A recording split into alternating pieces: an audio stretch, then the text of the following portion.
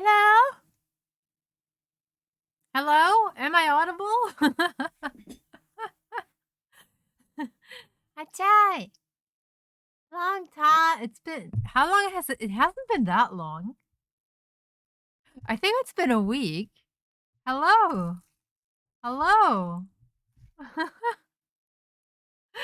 Wow. Hello, audible. Hello.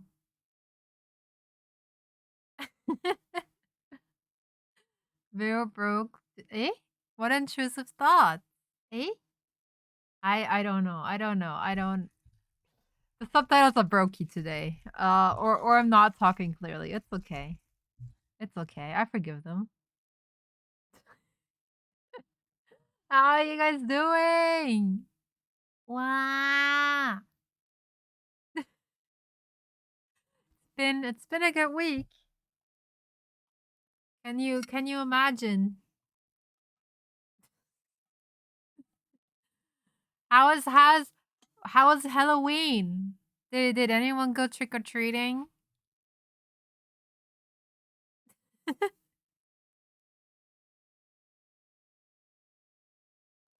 It's where I can look into your model's eyes for days and just not get tired. Thank you, thank you. Thank you, thank you. I worked hard on it. It's actually I'm starting to really get the thoughts of starting all my models from scratch because I feel like I have improved beyond what the models look like right now. I I feel like I could do a better job right now. I feel like I haven't yet recovered from the weekend. Oh my god, same. Same. But yeah, hello Moon, hello Helvy, and hello little Hatch. Hi hi. Hi hi. Long time not tuned in. I did not stream a lot these past few months. Yeah. How have you been doing? Um, I don't know if you guys can hear it. Can someone tell me if there's like if they hear the BGM? Because I have tried to separate my audio sources. So I'm currently playing the Miku Lo-Fi. And hopefully it's not gonna show up in the VOD. Or I'm getting DMCA.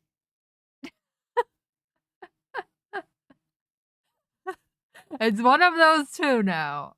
Okay? We'll find out. But I don't know. I wanted to play something Miku themed today. If I'm like already talking about Miku today. Yeah. Mm, can confirm Vijay is playing. That's good. That's good. I'm like I don't know how you can work, Helmy, because I cannot. I've been actually slept today in class for the first time in my life. Mm. Like I am exhausted. I'm getting too old to yeah. Oh, weekend was exhausting. It was great, but it was exhausting. Oh man. I'm still very tired. I need a big nap and a big snack. Same. Same. Same. Who doesn't? Like all of us deserves a little break and a little snack. let's go up a little bit. Let's move a little more upwards. Yay! Um, gosh. So I don't know. Where do I start? Where do I start?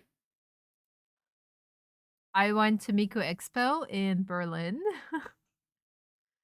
which was last Saturday, actually. Also, oh my god, next week is my birthday. Jesus. Um, let's talk about Miku Expo first. It was an experience. I was very excited about it. Because it's the first time I've seen her in 5 years. So I felt like just excited as seeing her for the first time in 2018. I remember not really going to concerts before the first Miku Expo in 2018.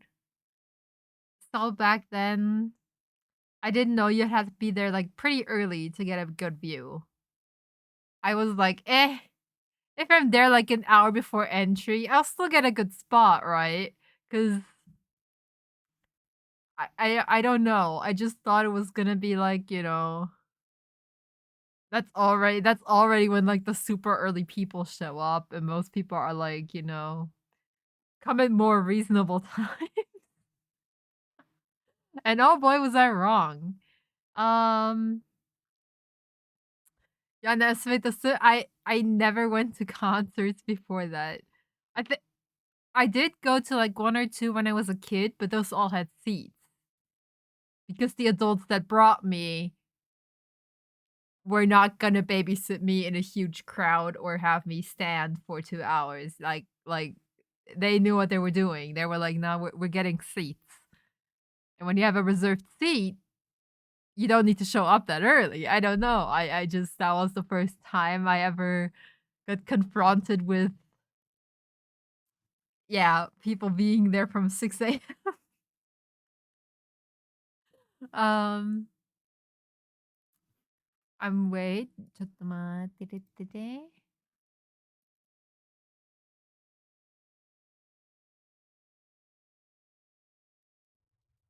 Okay. Okay, okay, okay. I'm gonna be like half of my brain is gonna be on Discord because I'm currently like if my friend says, "Okay, situation changed, come over," I'm gonna end the stream. Hi. Uh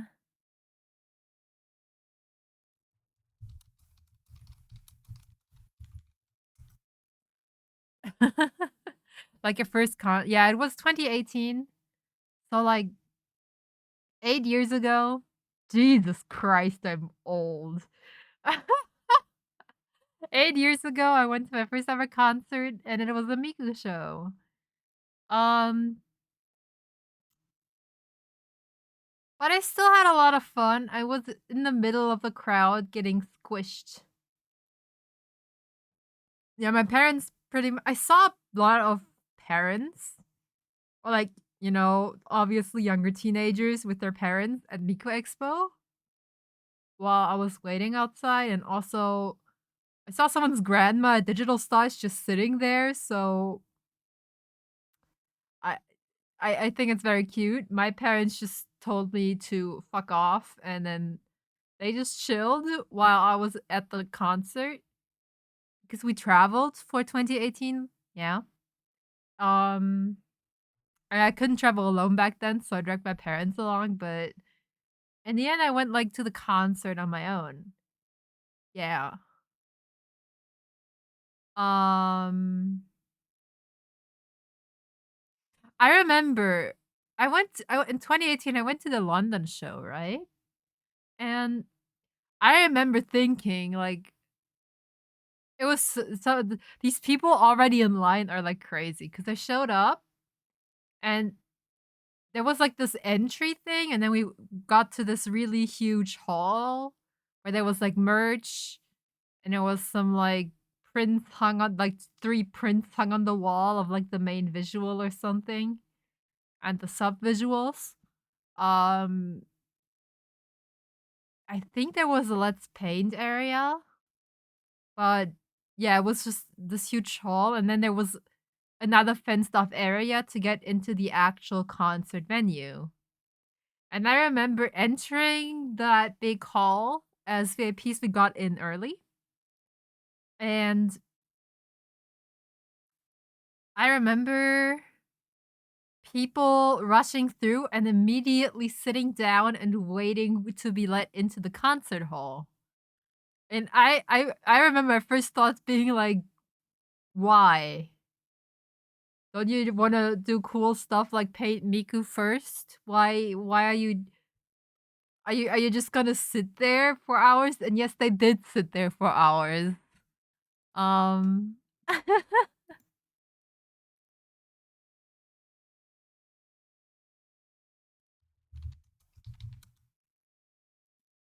and yeah,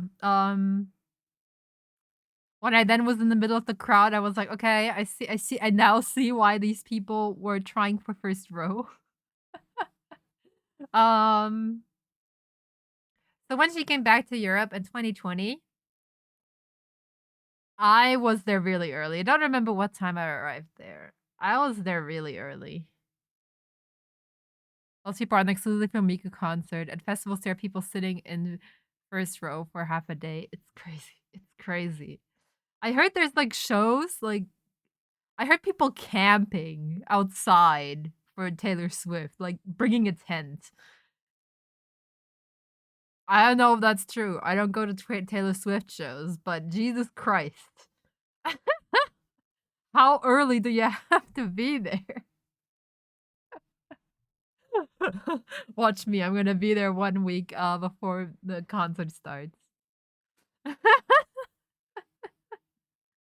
um but yeah, 2020 I tried for first row for the first time. I was a little bit too late. I could either decide to be at the very edge slash corner of the stage first row or second row basically. So I chose second row middle and it was still great. It was still amazing. So this year I was like, you know what? This time, this is the year. This is the year I'm getting into my first row, okay? I'm gonna be right up there. No one's gonna be in front of me. I'm gonna stare right into Miku's eyes. It's gotta be amazing. um, so that's what I did. That's what I did. Um, so for this year's expo, I had some friends going with me, and I was like, "Nah, guys, we gotta be there at 9 a.m. Gotta be there at 9 a.m." I originally considered 8 a.m., but I was like, "Nah, that's overkill." In the end, we met at like McDonald's at 9 a.m. and chilled there for an hour. So we got to the actual venue at 10 a.m. There were already quite a few people there, which is why I was like, "Oh no, I think we lost first row." But we didn't. We didn't. And just when we got there, the staff basically told everyone to leave because they didn't want us waiting in front of the hall all day. So what was basically organized is people who arrived early are getting like a number, right? And you wrote your name on a piece of paper with your number on it, and then they would write the number on your hand, and then they told us, and now leave and come back at 3 p.m., 4 p.m. Right? So we suddenly had a bunch of free time because we just planned to sit in line all day. So yeah, when you have Miko so much, you get kicked out of a venue. Yeah, that's actually convenient. Did they keep their they did keep their promise actually. We came back at 3 p.m. because I really wanted to buy a poster, which was venue exclusive. I got all my other merch online. My glow stick still has not arrived. I don't know where it is. It's not here. Um, but all my other stuff already arrived, but I couldn't order the poster online. So I had to stand in line for like I think it was a full hour since we arrived and the merch sale started and there was like already a line there. To go and get the poster. While we were waiting in line, Helvy got McDonald's for everyone so we could eat lunch while waiting in line for merch. So I got a Happy Meal. I like my little Happy Meal. Yeah. Later we had a kids meal. Yeah. Yeah. Listen, it's good value for what you get. It's good because listen, listen. Happy Meals are good value because I'm completely full at the end of it, and they're a lot cheaper than an adult meal.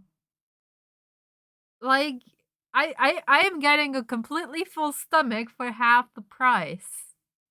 It's a good deal. I was the only food you No, I think I had breakfast. I think I had, like, a piece of toast for breakfast. But you're right, I actually skipped dinner that day. Oopsie. Oopsie. McDonald's was all sugar. You need that energy for the concert. Yeah, I think it was pretty good that I ate junk food that day. Um, you should eat a bit more. Maybe. I was too busy waiting for Miku. Thought about chat as I was shopping grocery store stuff in the hotel at midnight. Wait, I thought about you thought about what? That I only ate a Happy Meal? Ah, I see. Yeah, yeah, yeah. I can see how that might have you concerned. um, Tehe, tehe. I'm just a little goofer sometimes. Right. Well, I got my poster. The others who stood in line with me just to keep me company ended up also spending money after they both said they're not gonna spend any because they don't want anything. Oopsie.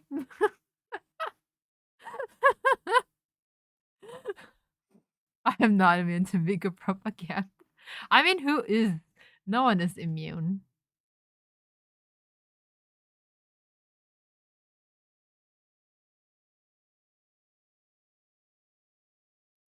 What chapter do you mean, Moon? What are you talking about? Anyway, so and then yeah, merch basically happens, and Helvy brought all our stuff we can't take into the venue, to her hotel, right? So I'm gonna be like, okay, I'm gonna use this time to hand out the last of my flyers. Um, exam season is closed. Oh, valid. Um, where was I? I forgot. Uh, right. And me and the third person, we were just sitting there. I was resting my feet because standing in line is exhausting. I got my poster. It was $10. I did not have the energy to hang it onto my wall yet. I have a box with where I just dumped all the stuff I got at Miku Expo in, and it's still untouched. I need to get around sorting that stuff, displaying the stuff. Eh? Hemihu! Hemihu! Why am I not getting right sounds? Hello, thank you for the raid. I'm now here twice. Oh my god. Hello, Migu. Hi, how's everyone doing? Hello, right? I am Barry. I'm an alien VTuber. And we're currently talking about Miku Expo. Yeah, because I went last Saturday. And it's the only thing on my brain right now. Hmm. Just chatting. What were you chatting about? Hama hama. Hello, Hemihu. Hello, Kimon, Kimonto? Kimonto? Welcome in, everyone. Hi. You went to Miku Expo? I did! For the third time. You played Terraria? Ooh. Terraria sounds fun. Hum hum. Gosh, why do we not have Apple Expos? Why is India so boring? I believe. Look, there's gonna be a first for everyone. If Miko Expo can go to Australia for the first time, I truly believe India is getting a Miko Expo one day. I believe. I believe.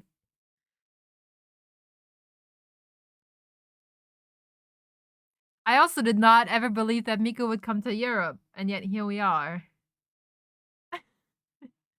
It just you have to believe.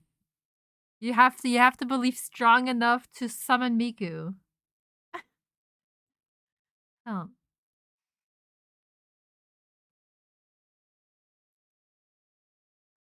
Right. So yeah, I was just talking, right, about what I did. I was standing in line, I got my merch after waiting there. Yeah, and we had some downtime before like lining for VIP started. So I just walked around. I kept writing my friends, "Hey, please get the stuff that I got for you that you asked me to bring because I can't bring it inside. And as soon as we start lining up for entry, it's gonna be a bit of a problem." Okay, have a good sleep, Hemihu. Go rest yourself. Thank you for stopping by. Thank you for rating. Thank you. Thank you for the follow. Um, where was I? Right. So, and then while Helvi was still at the hotel, the merch line had a cut. They said no, no more merch. Now it's VIP line, and they did it without me or the third person realizing it. And then we saw the line disappear and everyone getting in line. So we were like, "Oh no, did we mess up?" Because the numbers we got in the morning were like 26, 27, and 28. Right? So we were pretty early in line, and I was like, wait, did we just miss this? And now we lost our place in the line or something? And there was a little bit of a panic. And then we asked the staff about it. And then, and then she was like, oh, you're also VIP. Oh, okay, wait here. And then she went to ask someone else about it. And we were like, oh no. Oh no. I think we just messed up. But they then came back to us and they were like, just push yourself in there and get an order. So I did that. And the longer we waited, the more people pushed themselves in. So by the time it was entry, we were very, very cuddling together. Everyone was a little bit cuddled together. And they did double check the numbers. On our way to get inside, they checked everyone. They counted all the numbers in order and checked that the number written on your hand was like the one they called. So they checked it there.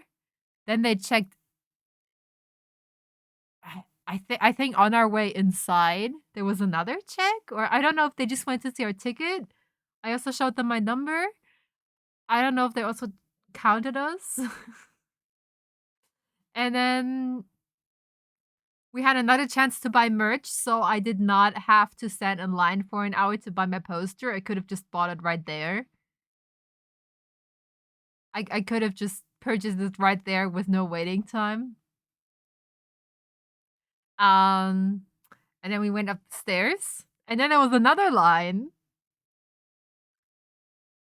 where we stood in order, where they once again counted us and made sure everyone is in order and no one snuck in. And then they made us wait there for another 90 minutes, roughly. And then we got to go inside the venue. Um, and we managed to get first row, which is really cool. We were really close to the center as well, so we had really good spots. Um, I when I entered the concert hall, when I when I walked into the front doors, right? They had a metal detector there. And like the girl in front of me, I think the metal detector also beeped for her. So they looked inside her bag. And then I walked through, and then it also started beeping and like blinking red. So I waited there, and then this lady yelled, just keep walking. And I was like, huh? But it beeped.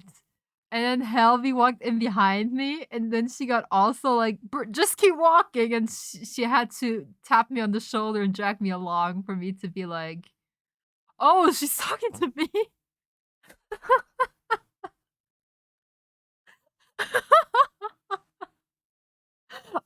So I don't know. I'm guessing they don't have the time to check everyone who's setting off the metal detector.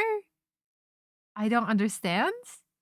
Um, but I'm guessing because they already checked someone, they just told me to keep going. I don't know. That gave me bad anxiety. Helvy saved me. Was a bit strange, yeah. And then we ended up right against the barrier, and we all sat on the floor, and it was all pretty cool and great. Hmm. Um, and then then everyone slowly got in, and there was another few hours wait for all VIPs to enter, and then the general admission tickets to enter. The same old story. And then finally the show started, and it opened with Miku from Anamanaguchi. And we were all like, Miku, Miku, ooh, ooh. And it was great, and it was amazing.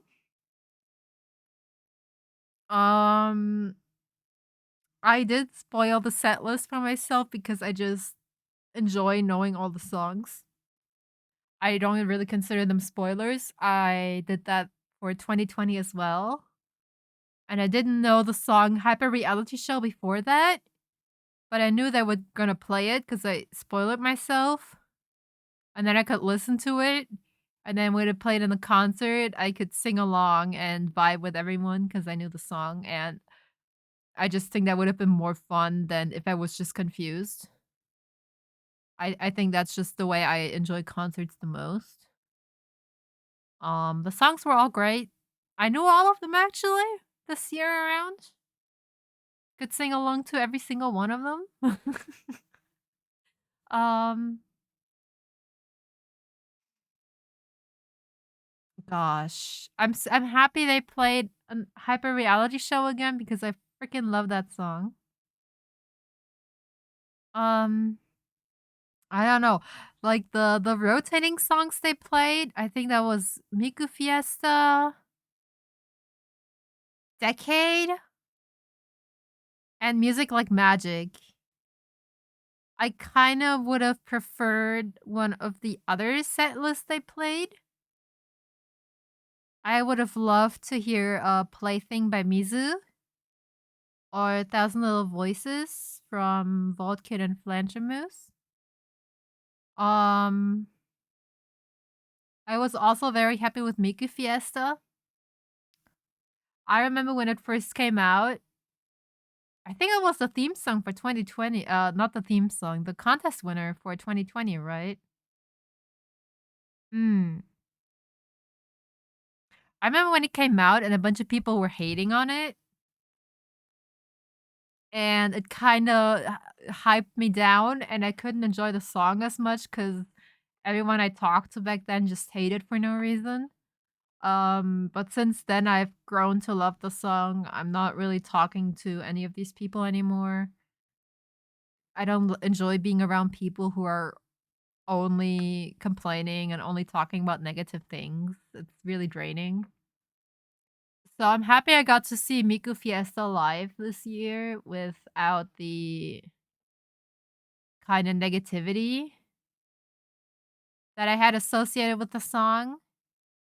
And I had a lot of fun, and I actually love the song now, and I'm sorry I ever doubted the song. I don't know, I had a lot of people hating it, and I think it's because it's Spanish. I had I like, almost everyone I knew back then in the server who I'm not gonna name, but those who know. Everyone there hated on that song. I thought, like, that's the general public opinion of it, and I kinda tried to defend it, like, "Oh, it's not that bad, I think. I think it can grow on me," and that was the unpopular opinion on that place. And I really regret having it form my opinion around the song, because now I'm definitely grown enough to know that Miku Fiesta is an amazing song. Hey, tú, ven acá, vamos, para la Miku Fiesta.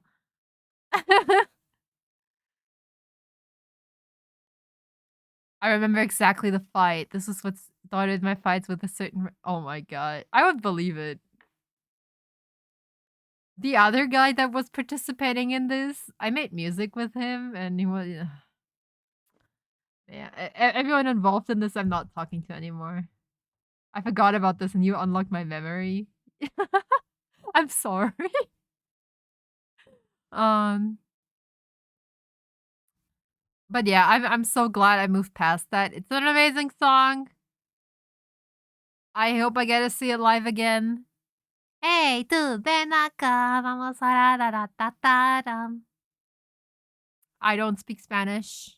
I sang along badly, probably messing up half the words, but I had fun. Um,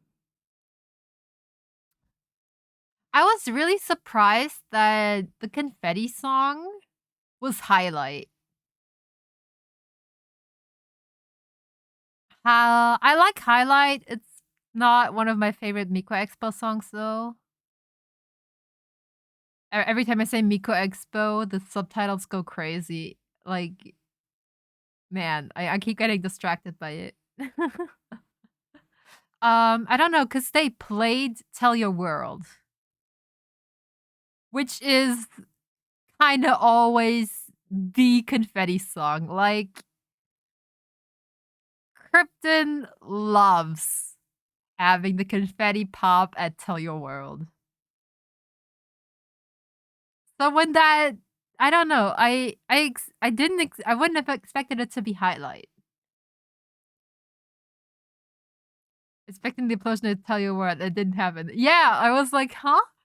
Like, I knew it was gonna happen at highlight, but it still felt kinda out of place there because why did they play Tell Your World and then at the spot where usually the confetti explodes, why didn't it?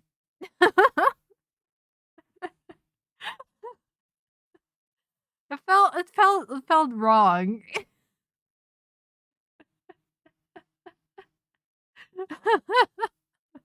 I'm glad I am so extremely happy that they did not play World is Mine. I know Sekai de blah blah blah blah blah. We all love it. I'm tired of it. I'm s- I am very very tired of World is Mine.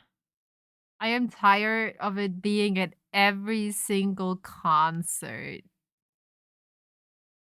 I think we as a society can move on from World is Mine. This is actually an opinion that would get me canceled on Vocaloid Twitter. I am aware.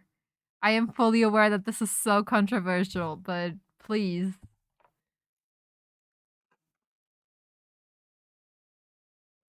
We can keep playing the song. We don't have to retire it forever. But please don't play it like at every concert. Please keep going, Krypton. That is huge plus points. Dekonina's Howl? Ooh. I wonder, I don't think that Howl has a good chance of getting into the.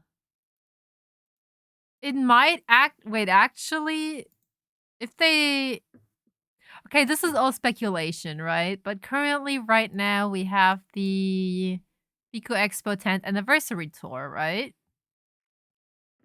And she's doing a little world tour, as one does for anniversaries.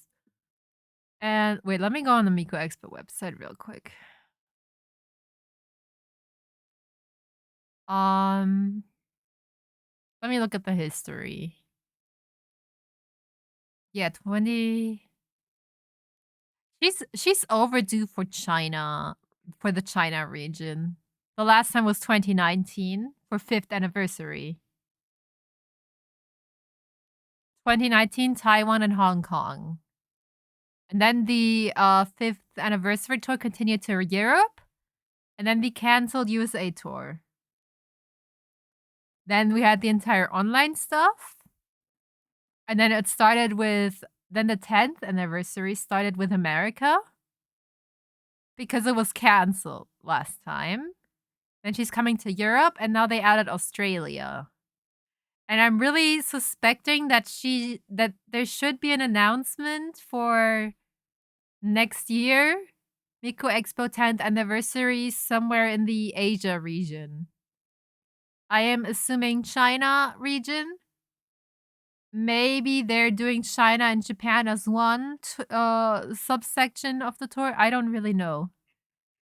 But I am suspecting that she's coming back to China next year, and I feel like How might be one of the songs I would play in China.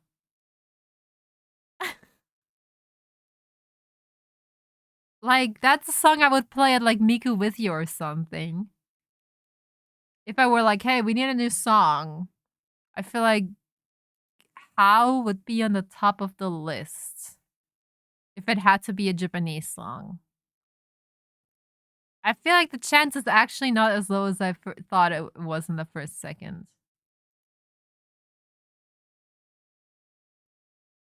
I do feel like Rabbit Hole has a way higher chance of going live. So I don't know if it's too much for Krypton to play live. Like Vampire and Rabbit Hole are kind of like the top Dekonina songs right now.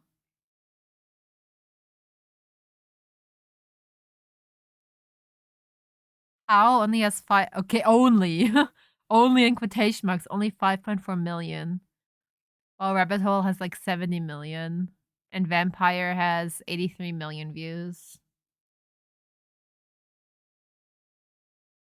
Think they would play Rabbit Hole at an expo even if it's a bit spicy themed?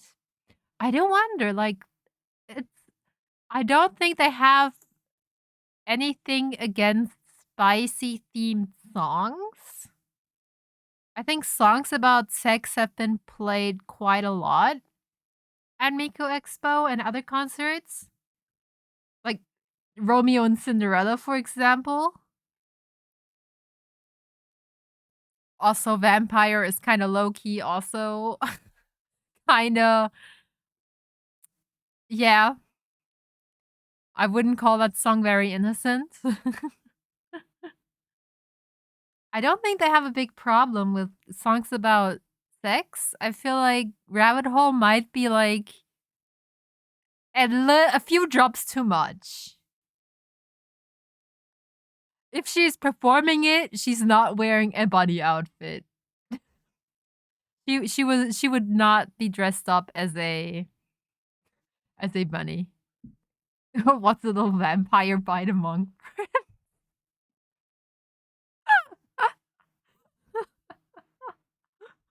Look, yeah, yeah, yeah, yeah.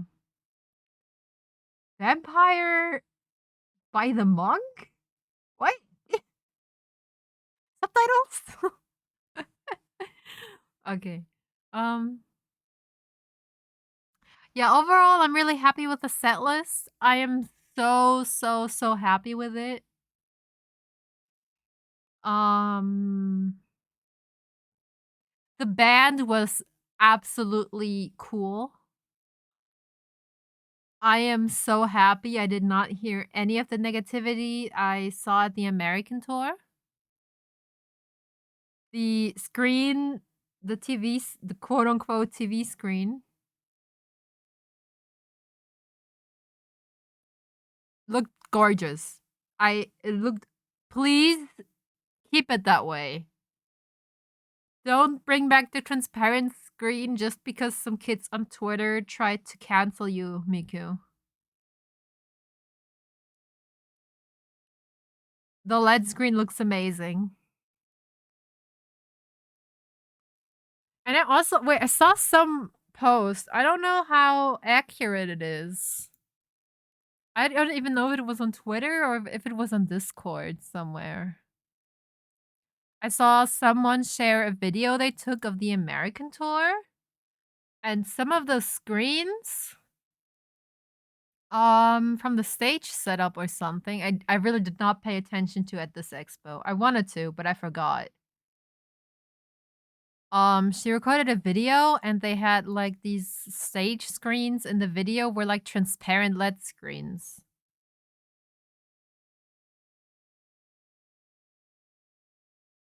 So I'm thinking that maybe they tried doing it and it kind of failed. It was kind of a failed experiment and it didn't really work out. I don't know how transparent LED displays work, but that would obviously be amazing, but it would also probably be really, really expensive. Also, you would still probably like there would still be cables and stuff, right? Like it wouldn't be fully invisible. Pretty sure people would like complain about the frames or something. But I feel like if they do experiment in that direction, it would be amazing. Because I think the LED screen looked way better than the projection.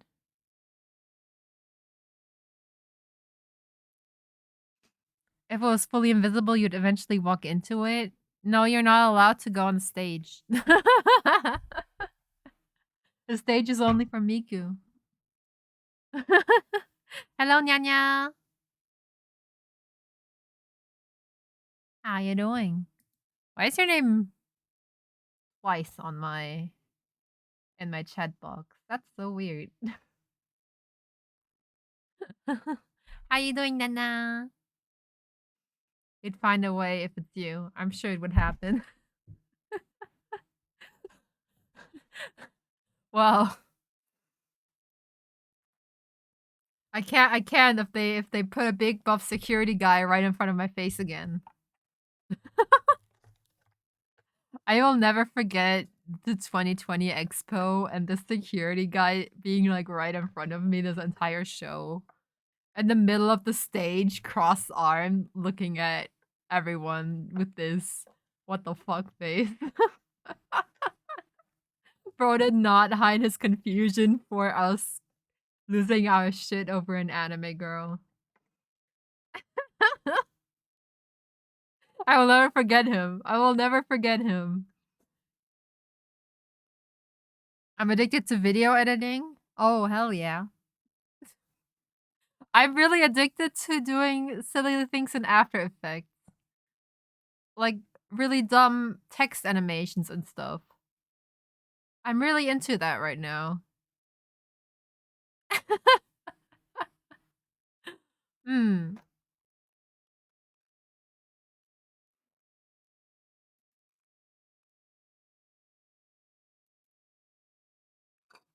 What kind of videos are you editing? I'm too poor for After Effects. You see, I have to pay for it for my school. I don't have a choice. I have to pay for it if I want to participate in class, so I might as well have it. Just some clips. I saw some of your clips. I saw some of your clips. I was stalking you a little bit.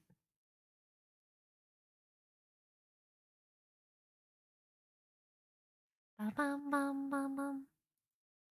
Man, I need to start clipping my streams again and editing those.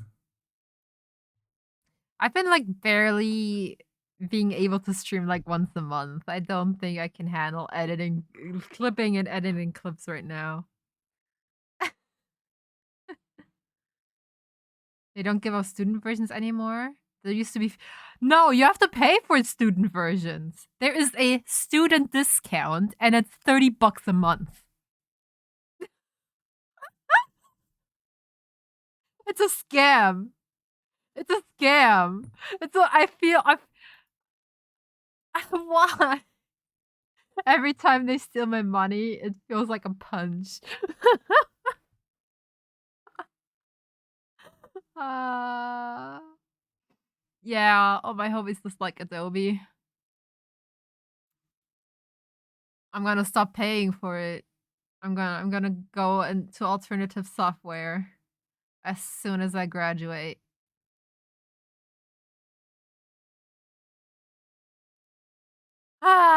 Beautiful. Anyway, I'm currently still paying for it, so I might as well use it. And there's this really cool Live 2D plugin for After Effects, which I can just rig something in Live 2D and then animate it in After Effects. It's crazy. It's crazy.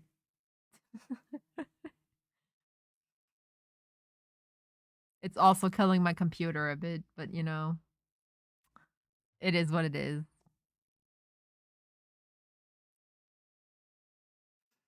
So after the show, after the Miku Expo was over, and we were all really sad, I was like, man, I'm really feeling me being a socially anxious and socially dead alien. Cause I did not function anymore. I had the biggest migraine of my life. Probably from the loud music and flashing lights, even though I wore earplugs. Um I tried to kind of escape the crowd, which was the stupidest idea of my life because instead I walked right into the crowd and made my anxiety worse. Then I had to escape to the balcony, and my jacket was still downstairs. So I was freezing, and people were smoking in my face, but it was still better than going back inside into the crowd of people. So I had to wait there for everyone to leave. And yeah, then I just went home. I did not have dinner afterwards. I didn't go to any after party. Saturday after the concert, I was basically just dead. I was I did not I did no, I was not alive anymore.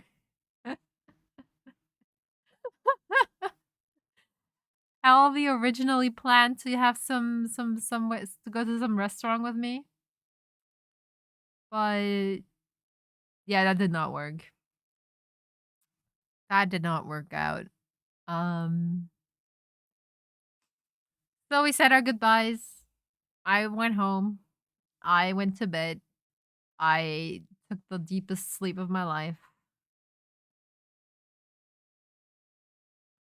I wake up the next morning. It's time for Digital Stars. It's not Miku weekend isn't over. It has only started. We're going to a second party.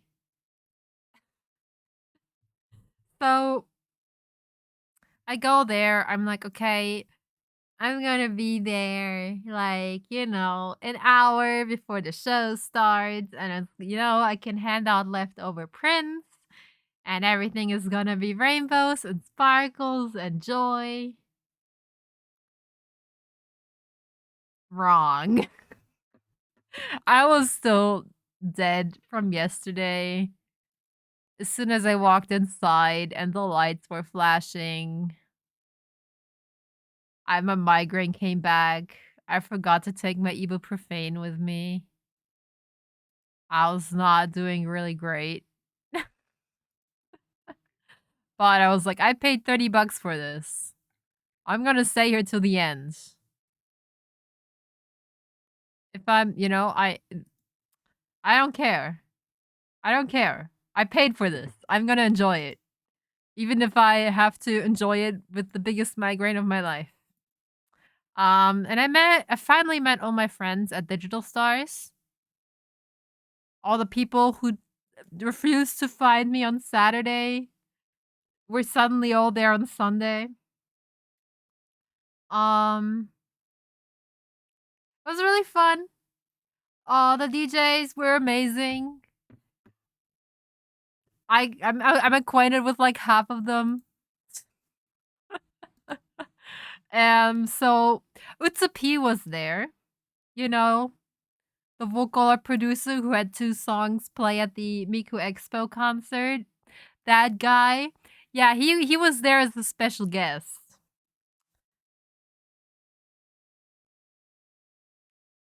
And the 1 hour before the show started, there was like a line. There was a line forming and everyone just kind of stood in line to get an autograph and a picture. So I went in line and I got his autograph on one of the prints I was handing out for free. And I got a picture of him holding a My Tiny Baby plushie thingy. Um,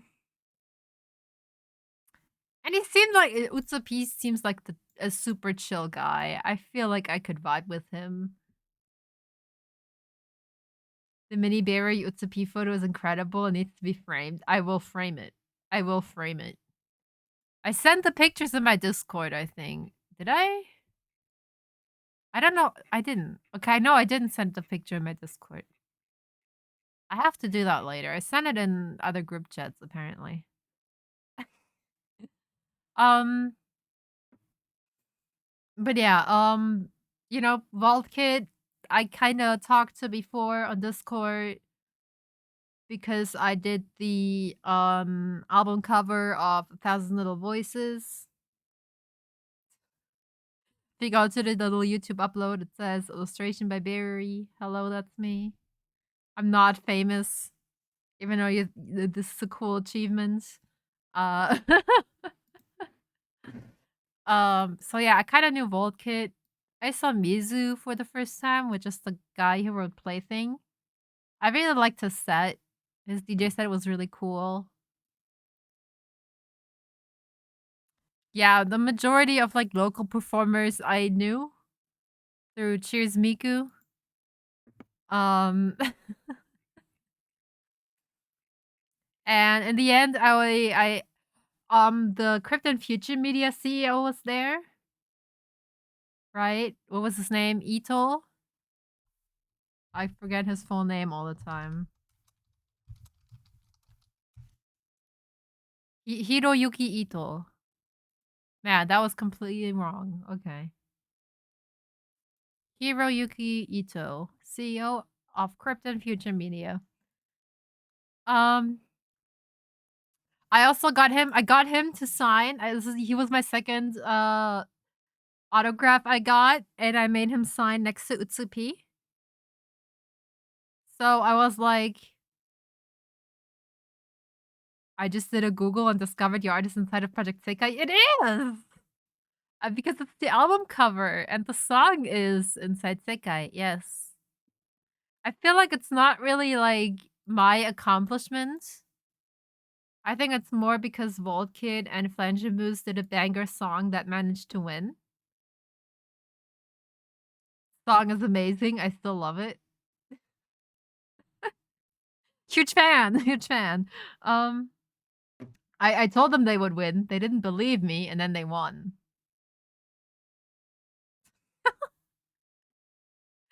But yeah, I think it's kind of not my own achievement on why it's there. I kind of just knew this guy who made a song for the song contest, and that's about as far as my achievement there goes. But I'm really happy, yeah, to have my name written somewhere. in a Miku game. That's pretty cool.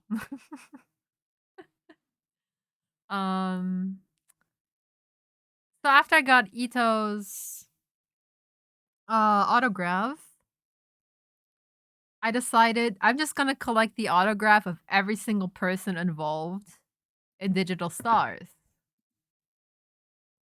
You gotta get some downloads that she's the statistics and associate that with your art for your CV. How do I do that? Why would I do that? Hello, Melissa. How you doing? Welcome. First time chat. Hello. Hi, hi. How are you? I'm doing great. I'm doing great. Welcome in. We're just chatting about Miku Expo and Digital Stars right now. Yeah, because I went last weekend, and it's like the only memorial thing that happened in my life since my last stream.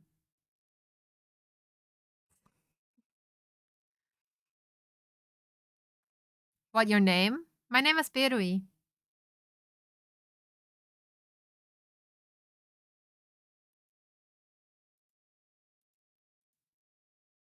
You can call me Berui.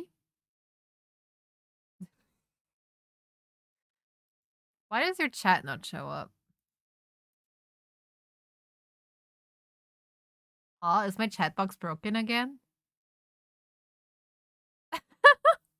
Eh? No, it's not broken. Huh? Does it not show all messages?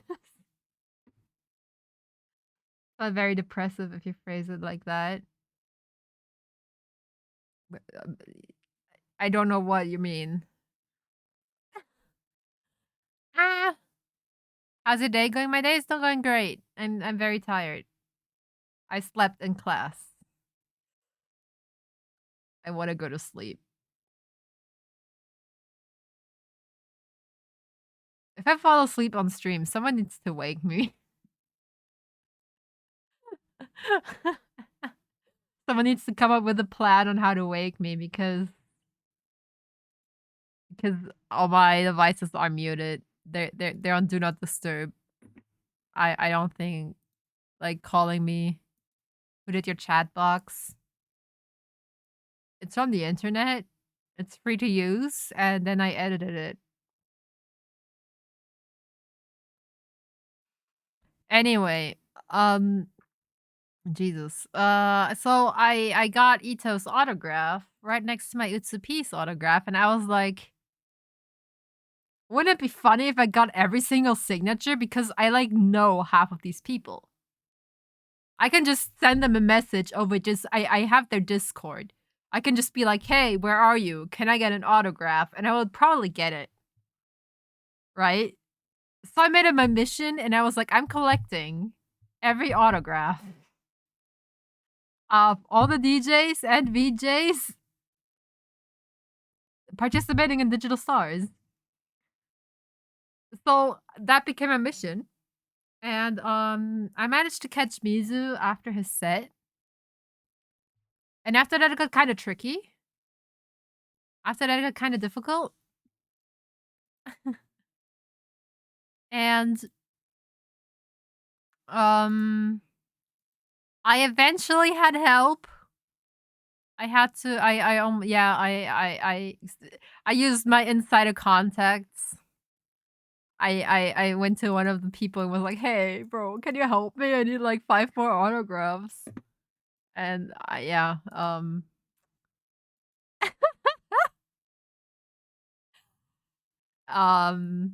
yeah, and then that's how I managed to get all the autographs before getting kicked out because they were like, "Nah, everyone needs to leave now. Show's over. We need to clean up." And I was like, "No, I still need 4 autographs." And I kind of also prevented them from cleaning because there was staff there. I felt a little bit bad. I felt bad being like even a mild inconvenience.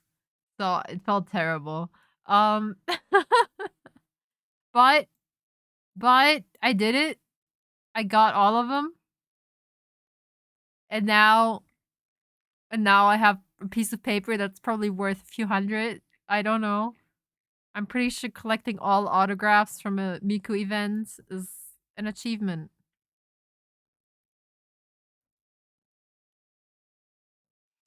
Mm.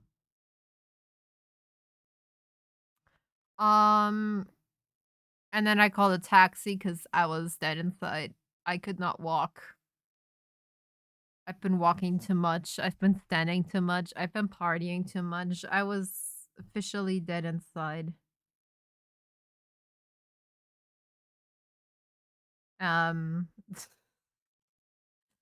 I was done. And then I noticed,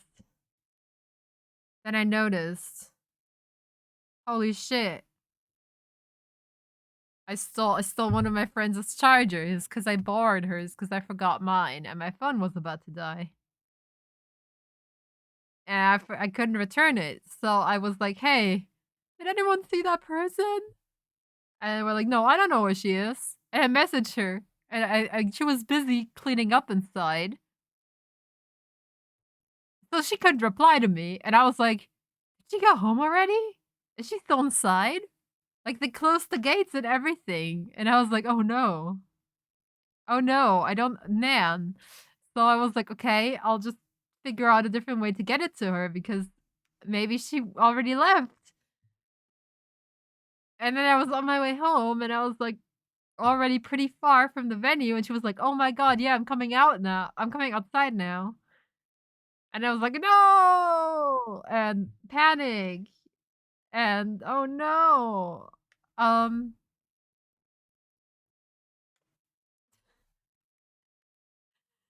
that went great. Um hello Googs. Hi.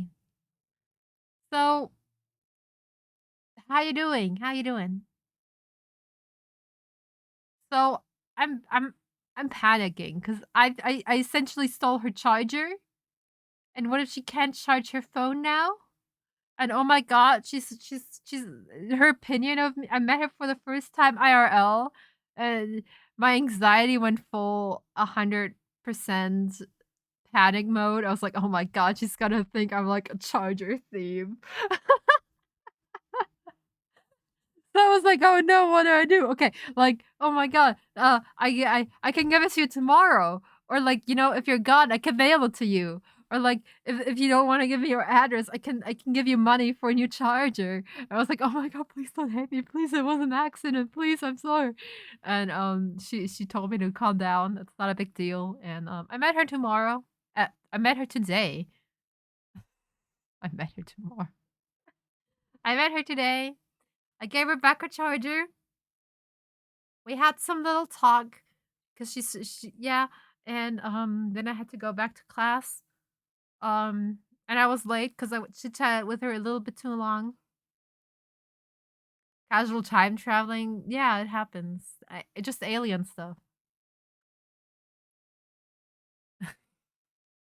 Ich werde sie morgen gesehen haben.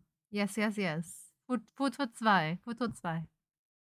I will have seen her tomorrow.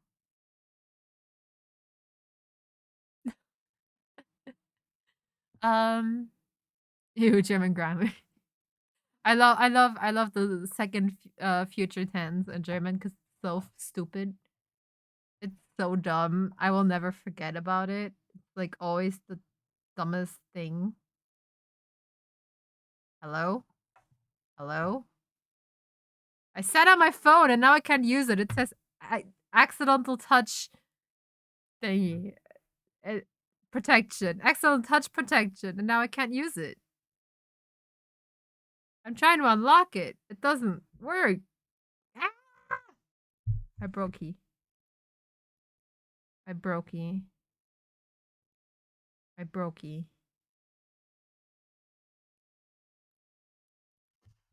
Dummy locked, bro. Don't sit on your phones. Apparently, it touch protects them, and you can't touch them anymore to open.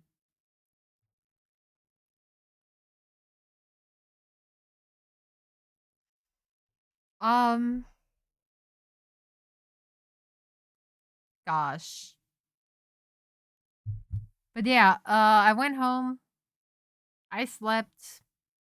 I did not sleep enough. I am still dead inside. I am still exhausted. That weekend was too long. It was too eventful. I am too old for this. I have full respect for the DJs there at Digital Stars. We did like 2 Miku Expos, then DJ'd at Digital Stars, and then just continued back to their daily lives like nothing happened. I couldn't even I went to Miku Expo, I couldn't even party at Digital Stars. I sat there half of the time. I just sat on the floor. I was dead. People came up to me and were like, "Hey, are you okay? Do you need to go home?" And I'd be like, "No, I'm fine. I'm just old and exhausted." As, being one of the youngest people there. Hmm. Beautiful. I need to party more. I need to party more. Hmm. I was out until 5 a.m. after the expo. Oh my god, I could never. I would just perish on the spot.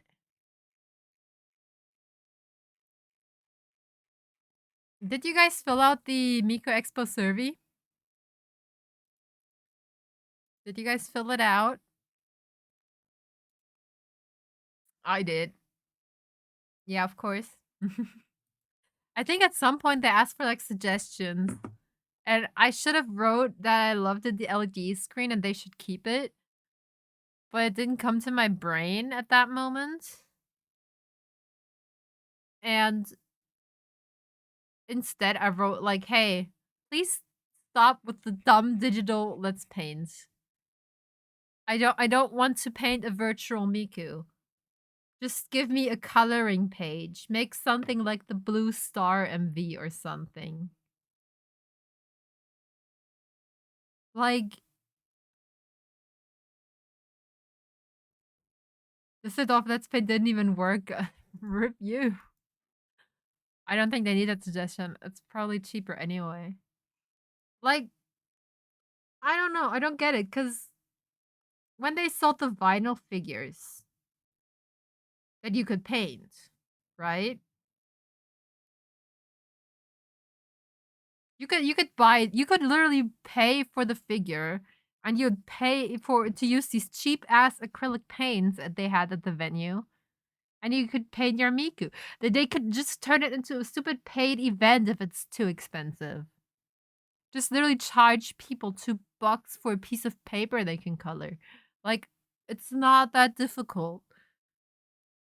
It's 100 times better than just reusing the same app that people got to draw the same 3D model in for 5 years. I I'm tired of painting the digital Umiku. It was fun during Corona, but now Corona's over and I'm getting annoyed by it because it's like the fourth year in a row. And now it's like even location locked. I don't you want to burden them more logistically, poor company. Surely. Surely it's not that difficult to print out some coloring pages. Like, even if they don't ship in time, you can just go to any copy shop, 10 houses from where you are right now, and be like, "Hey, I need 2,000 copies of this."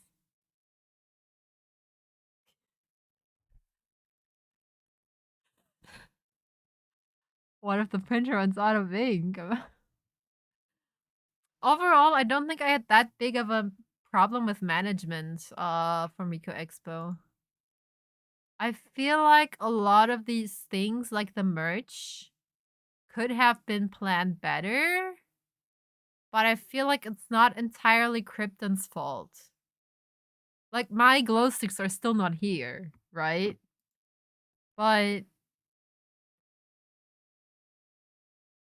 like, they clearly outsourced the pre-sale to another company. I don't think it's Krypton's fault that everything is late. I don't know if they could have done anything better.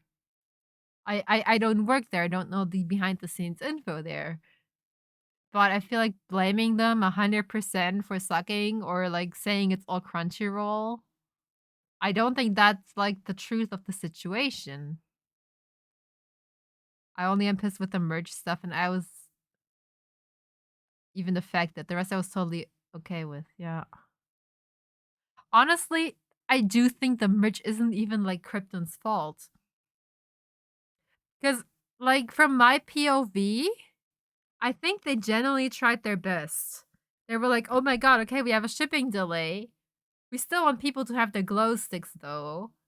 So they paid shipping out of their own pocket for every order that had a glow stick to ship them earlier. So I feel like from Krypton's side, I don't think it's their fault. I have trouble saying it's their fault and they suck. Even though it's them who choose the company they worked with. Yeah, but then there's also the question like, do they know better? I feel like I feel like it's hard to forget because Miku is so huge, but Krypton only has like 100 employees. And like I'm pretty sure the team that is working on Hatsune Miku is like 10 people, 15 people. I don't know if these numbers are true, but considering all the merch they're licensing to every company, they're organizing worldwide events. They're doing a lot of shit for such a small company. So I don't know, I really cannot fault them. I feel like I would never go to Miku Expo and expect the same experience I'd have from an artist that is, I don't know, signed to Universal Studios and like, I don't know, sponsored by Mercedes or whatever. I don't know. I don't know. Um, because they are a small company and they are a small company from Japan. They don't have like 100 English speaking team members in their company that can handle overseas concert stuff. So I am giving them the benefit of the doubt. Because in the end they are a small company and Miku is just happens to be really, really cute. Really, really huge. She's also really cute, but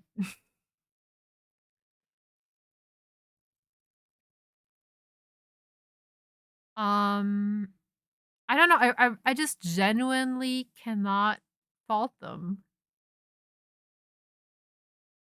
I know we're all on the Krypton hate train, but I just generally do not think they're fully at fault here. What do you mean, Mini Bear? That was just her. Yeah, yeah. We'll see next time if they learn from it. I mean, they have obviously already learned from it. If you compare the American tour to the European tour, they fixed so many of the issues. They obviously care. They obviously listen to feedback and they're obviously trying their best to fix things. So I generally cannot be mad at them. Like we can all be like, "Oh my god, their new voice thing sucks and Krypton bad and they're a tiny company." I don't even know if they can just re-record, get everyone in the recording studio again. Wasn't there something about uh, the voice provider of Luca regretting it or something? I don't really remember. I'm not into Luca, but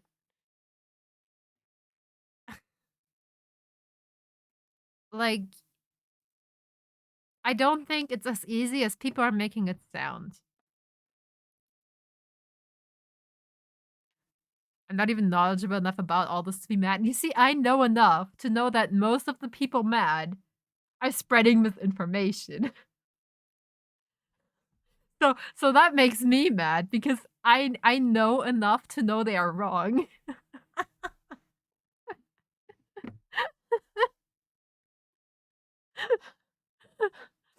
Like with people getting mad at that's exactly what it is.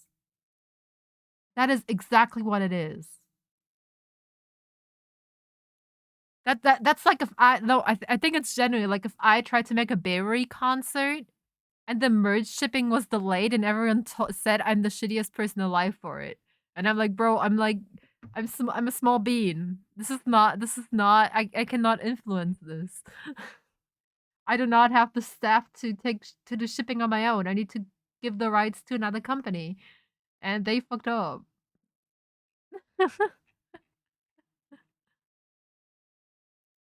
Oh my god, since when does Wikipedia have dark mode?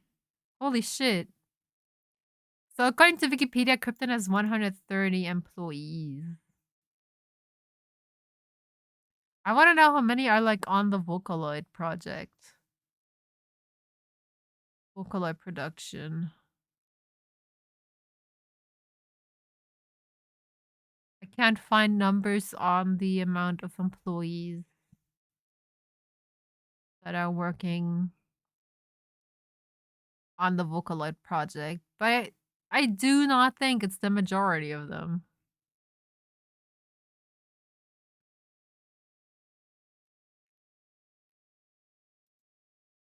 I really want to know the number. Probably have to Google in Japanese for that. Merch or not, I would have wanted the concert without any merch. I think people seem to believe that you need merch. I think it's this kind of showing off. You're not a real fan if you don't show up in full Miku drip. If you do not have 10 glow sticks. Fake fan. Maybe even like to look better on social media. I don't know. I feel like I would have been fully content as a teenager without even a glow stick at the show. I would have just fully enjoyed my time. Maybe that's just me, but maybe I am weird. I am autistic. Maybe I'm just different. I know that I am like not the standard I should set for the average person because my autism makes me like believe weird things sometimes. I know I'm not normal. Listen, it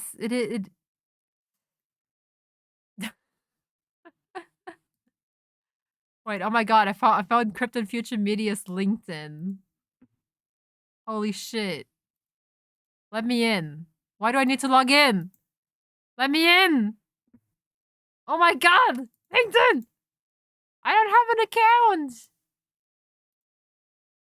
Let me in! Let me in! Krypton Future Media. 2,000 followers. Do I have numbers? Why do I need to buy premium? Why does LinkedIn have premium? Huh? Eh?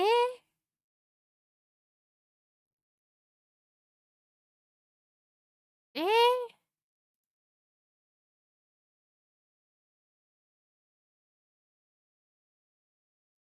Hatsune Miku has a LinkedIn?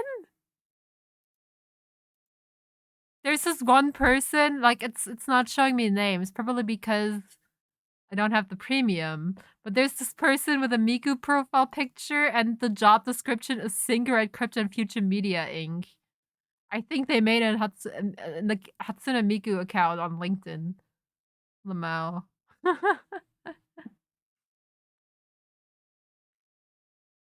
Berui is the embodiment? Embodiment of what?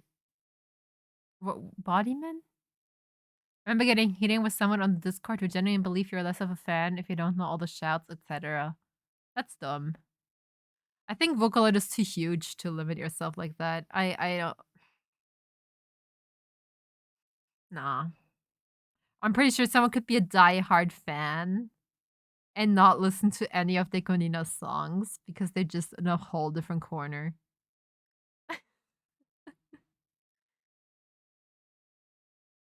Like knowing the chance to all the songs is like impossible because you'd have to know every song in existence ever. Because you never know what new song they're adding, I guess. But also maybe you're just not the person who's into the popular songs. Or the songs that, you're not the person who looks up concert set lists all the time. Doesn't make you a fake fan. Gatekeeping Vocaloid is so dumb. It's so dumb. It's a fucking instrument. Everyone, it's not that serious. Vocaloid is like the one thing where gatekeeping makes zero sense. Merch from me is memories in physical form. That too, yeah. Almost never take photos in general, so I like to have stuff to remind me where I've been and who I did stuff with. Yeah, that's what I am. That's why I wanted the poster so badly because I have a poster and a glow stick from the two previous concerts I went to. So I also wanted the poster and the glow stick from this concert. Just so I have this little collection of like Miku concerts I've been to. Because eventually my wall will be full, so I need both. I don't know, man. But that's also like exclusively for memories.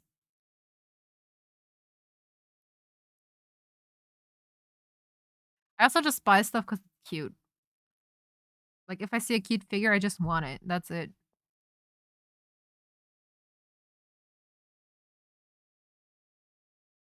Because Lincoln is a very dark place. I am very scared of LinkedIn. But someone like I don't know understand how LinkedIn works. I'm like on there because I heard some old people say I should go on there and network to get a job. But this website is scaring me. Lincoln is a terrible and scary place. It's kind of cute how Barry is hyper focused on Miku. Thank you. I mean, I've been talking about her for like 1 hour and 20 minutes, and I'm like nowhere near done. There's only like 5 Vocaloid songs anyway. Yeah, that's what I'm saying, right? Gatekeeping pretty much never makes sense. Some people want to spread their joy with others.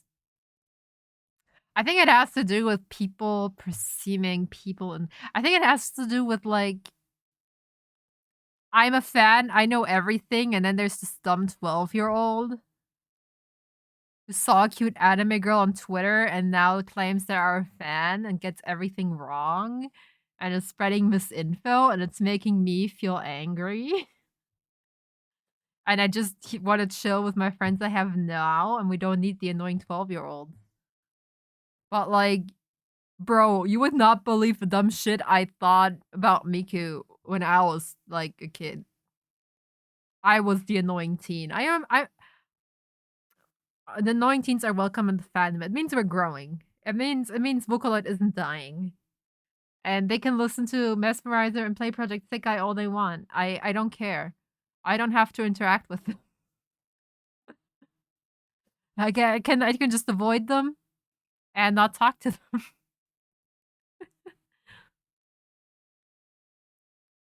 I'm gonna put the fan art and postcards in my poster frame with the poster and ticket too. Nice. What good memories with the person I went to the concert with. Got some amazing things from her and will always treasure them. Nice, nice, nice. Basically the modern job marketplace, but at the same time, it's one of the reasons why nobody can get a job anymore nowadays. Yeah, that sums Lincoln up. That sums Lincoln up. I am very scared of it. It's kind of weird. Like, how the fuck am I supposed to find a job on LinkedIn? Genuinely. Like,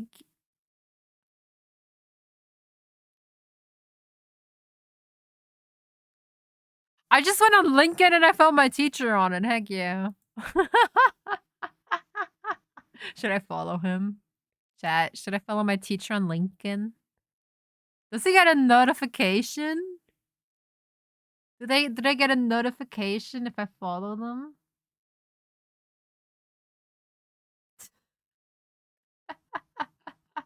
Are they gonna be like, oh no, my students are stalking me, or is it like a normal thing?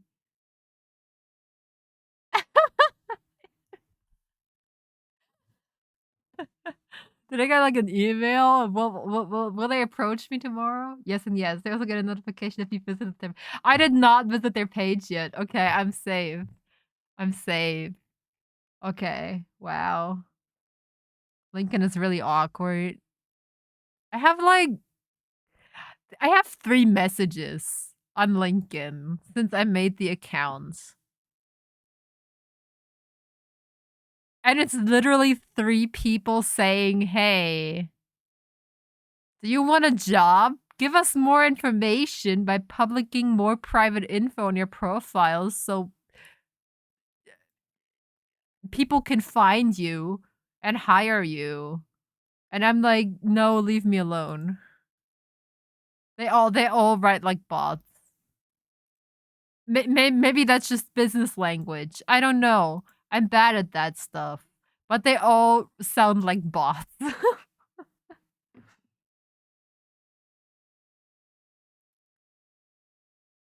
Yes, got a notification if you have thought of them. Oh no. Also in the past, like, have people also got to know your email accounts? Jesus Christ. I kinda also want to randomly write you "Hey there," just for shits and giggles. Well, go and find me. You might be able to do it, actually. I think I once accidentally leaked my name. I don't remember. Yeah, yeah. Alright. Time to shut down, time to delete my account, I guess. Oh, no. You can offer me a job on LinkedIn. You have a job, Nana? Go and find me. That's the new age of the one they started. Oh, no. Please don't go search for me on LinkedIn. I don't even have anything important on there. I don't think I even have, like, my current schools on there. I think I definitely wanna wait until I graduated or start working at some place before I add it on there. I'm unemployed myself. What a mood.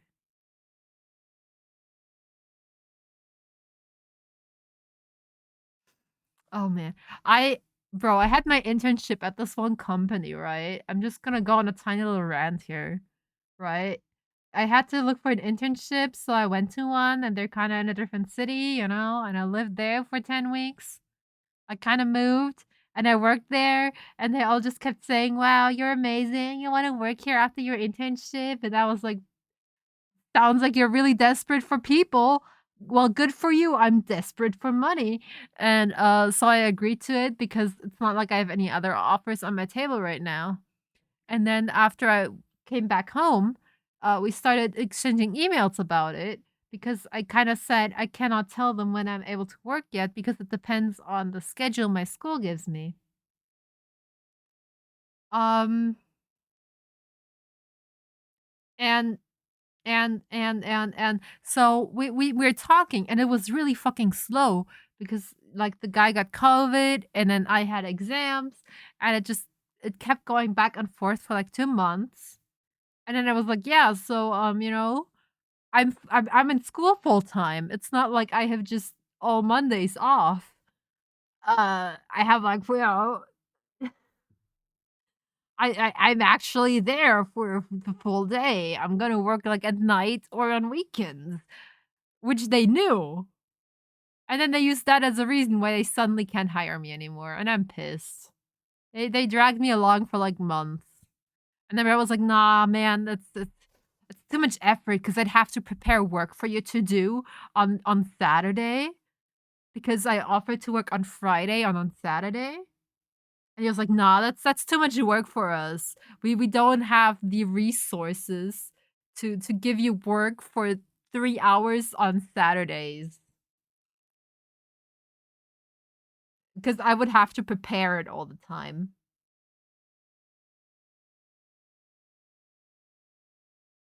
And then that was it. After 2 months of dragging me along, they just fucking dropped me like a hot potato.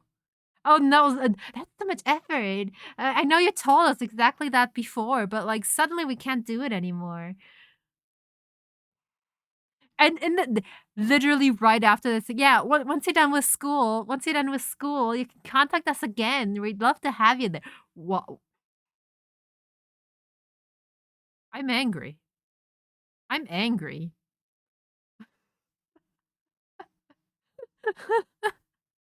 Uh-huh. I'm literally working there 8 hours a week. It's gonna be effort anyway. It's not like I can just sit there for 2 hours without anything to do. You need to prepare stuff for me anyways. Because I'm only there 8 hours a week. These 8 hours were your idea. These were your idea. I'm so done. I'm angry at them. Think I found you. No, no, no. You didn't. You did not. Maybe you did. I don't know. You did not. I worked at a big German bank and that helped me to add people in Lincoln, but otherwise they wouldn't add you. I remember that time. You should have been a Danganronpa then. Hey, Oopsie. Oopsie, check Discord lol.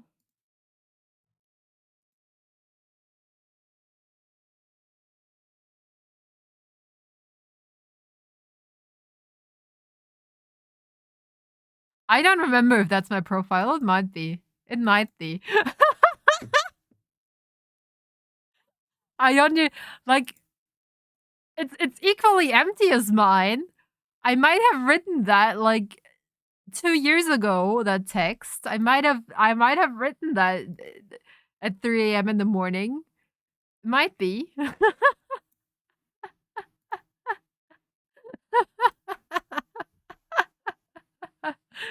Good job. I actually don't know if that's mine. It might be. There's nothing on there. Mm. It sounds like they're too impatient. I'm sorry it didn't work out for you. I don't know, man. I don't know, man. This job talk is making me bring out the whiskey. Ugh. I might go also and buy some alcohol because Jesus. You did good working at their place? Bro, I worked so hard. I was like, bro, I want the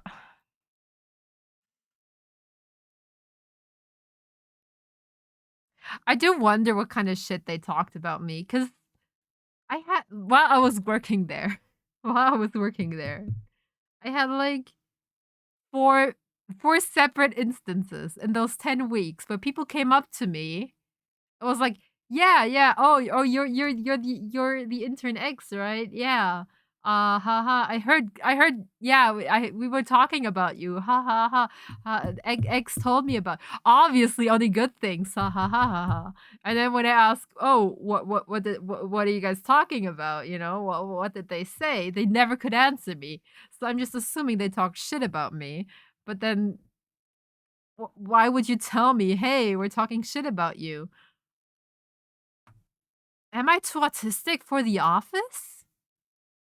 Like, no, it does not matter if they shit talk to me. I really wouldn't care. They could have told me to my face, yeah, no, we were talking about how you're like never getting lunch with us, Lamau. I would have just laughed. I would have been like, ah, yeah, it just be like that sometimes. See, I literally would not have cared whatever they said. But like, why would you tell me you talk shit about me, and then just not be able to answer when I ask what you're saying? Like, huh? Why are you why are you telling me everyone's talking about me without telling me what they're saying? Who's Stromberg? Is that a boomer thing? I think that's just office small talk. I think I'm just too autistic for office life. I don't know, man. I do not vibe with offices. Every time I had an office job, I hated it because office culture is weird.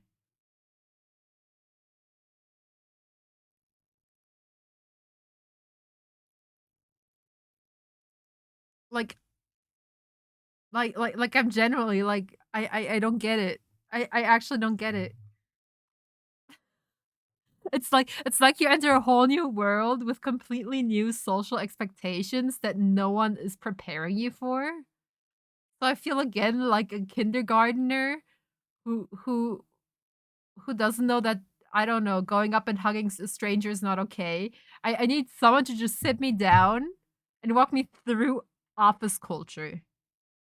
Is there a YouTube tutorial office culture for autistics? Is that a thing? I need it. Office culture. Office tips for autistics. Should I disclose my autism at work? No. Never will. A guide to workplace inclusion. I don't want to include my autistic employees. I want to know how the workplace works.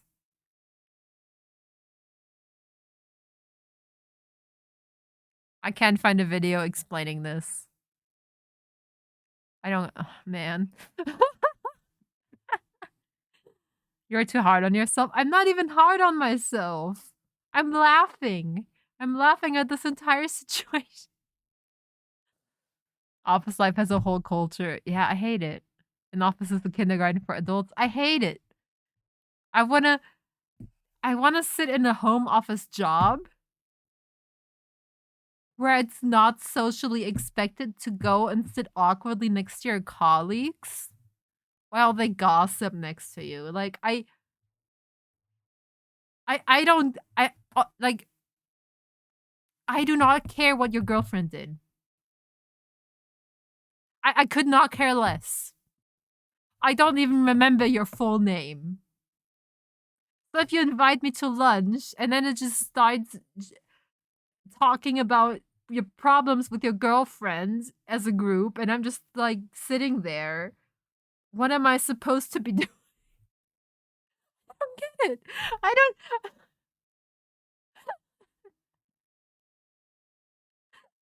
am I supposed to care?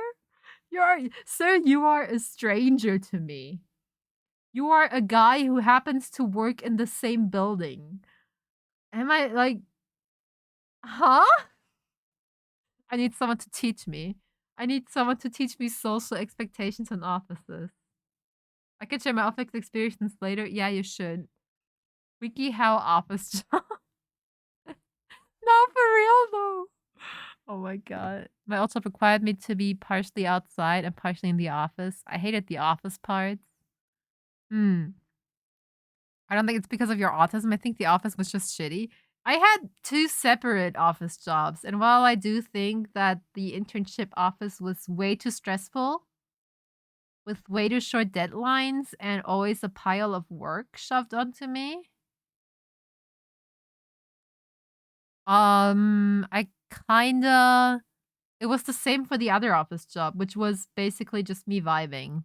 And they very reluctantly allowed me to wear headphones and listen to music. But it was every time I had an office job, it's been like this, and I really don't get it. It's like people try to get me to engage in the office culture, and I don't get it.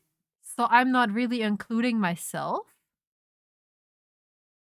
And then they stop asking me, and I'm just coming to the office, do my work. I don't talk to anyone, and I'm completely vibing while also being fully aware that everyone has a pretty low opinion of me.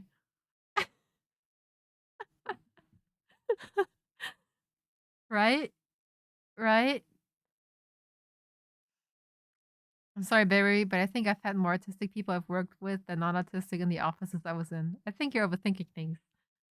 Maybe. I don't know. I re- Shit, am I? Am I overthinking this? Then I might be onto something.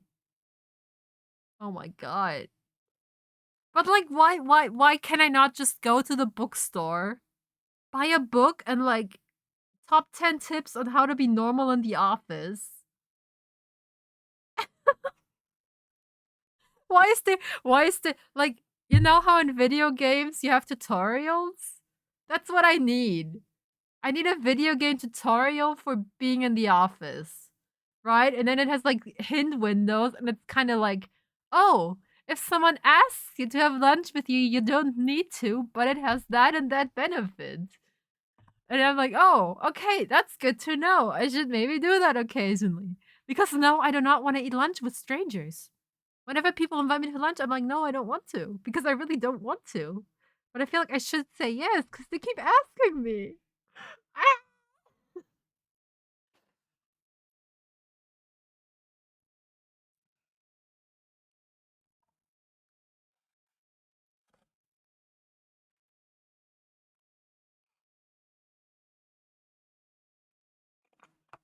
Hey, what's up, gamers? Today I'm going to show you the top 10 tips that I would have known when I started my office job. Yeah, that! I need that! Someone find me that video. I need it! Help me! I need it! I need it!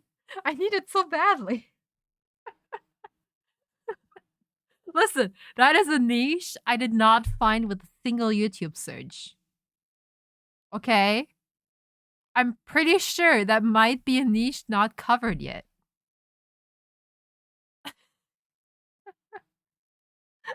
Just, kind of like, oh, you have permission to get up, go to the kitchen, and make yourself coffee.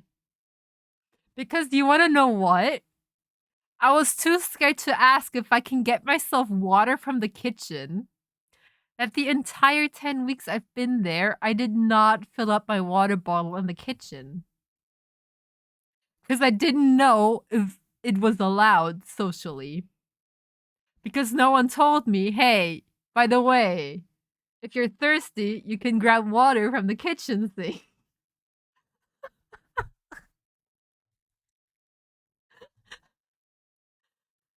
By permission, you should. Because what if they judge me?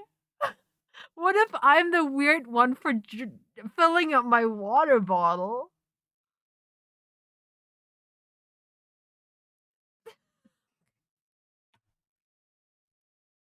This is exactly why I'm not suited for the office life. This is exactly what I'm talking about. I can't do it. I need someone to explicitly tell me everything I'm allowed to do and I'm not allowed to do. Or else I'm not gonna do it because I'm scared I'm gonna get judged. Like, at some point, someone brought cake. And I did not get up and get cake because what if everyone is allowed to grab cake except me?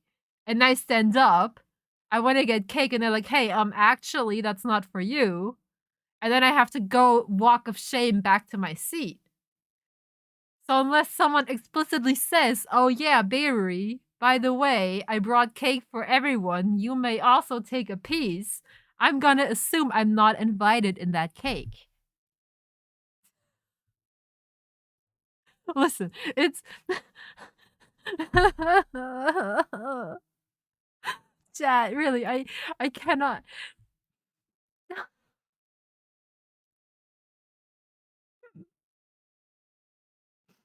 I don't wanna grow up and get a job. I can't even decide if I'm allowed to get a piece of cake when I see 20 people getting up and get cake. I don't feel like I'm ready for a big girl job. I'm graduating next year.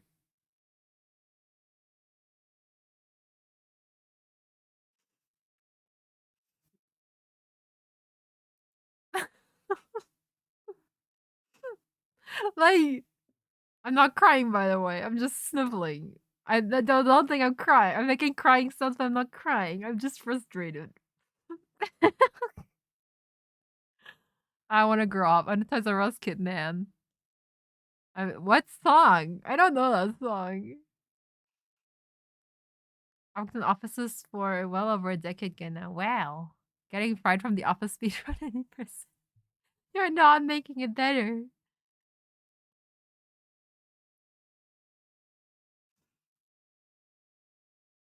I think this is a failure of schools, to be honest. Schools regulate so much into asking permission for basic care. I think that's definitely it. I think it's a part of that and also kind of me always being the weird kid TM. So I'm kind of used to being excluded in activities that like everyone else is included in because no one wanted to hang out with me, right? So unless I'm like explicitly invited, I'm just gonna assume I'm excluded because otherwise, haha, trauma, bullying. Middle school was so fun, guys. Trust me, bro. Best time of my life.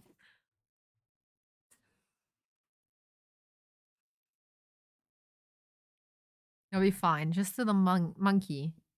See monkey do. Come on, come on. So I had a piece of cheesecake from the work kitchen yesterday and took it home with me. Used to work plastic wrap and put it in my hoodie pocket. I would think I'm going to jail if I did that. I'd be like, "Oh my god, they're gonna call the cops on me for cake theft."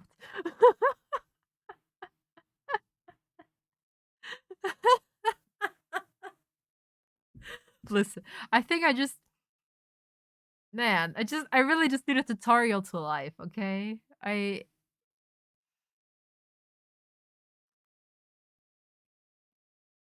I'll be fine. I believe in myself. I feel like overall I'm fine. I'm like complaining a lot, but in the end, everything's gonna be okay because I learned how to. I figured out how to be socially acceptable at school. I can figure out how to be socially acceptable at work. It's just gonna take some time, but then I'll be a pro at office culture. There's gotta be some book I can read about it, and then I'll be a pro.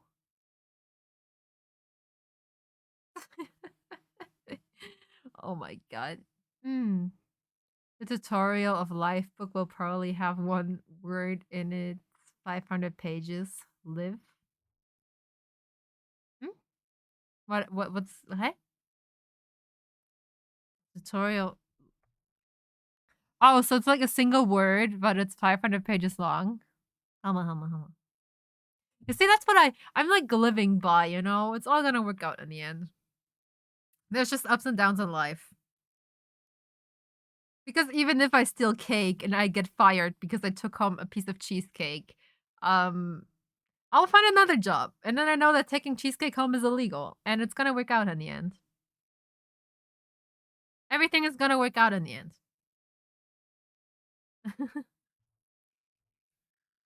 Oh, I need to start thinking, oh my god, about my bachelor. Oh my god.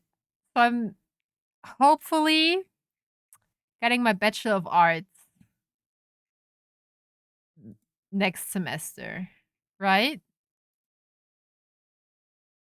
Right? It's fine. Your local laws makes firing people really, and I mean really difficult. I'm thinking of getting an autism diagnosis because I heard if you have high enough autism, you qualify for disability, and then you have even more firing protections, which is gonna be really useful.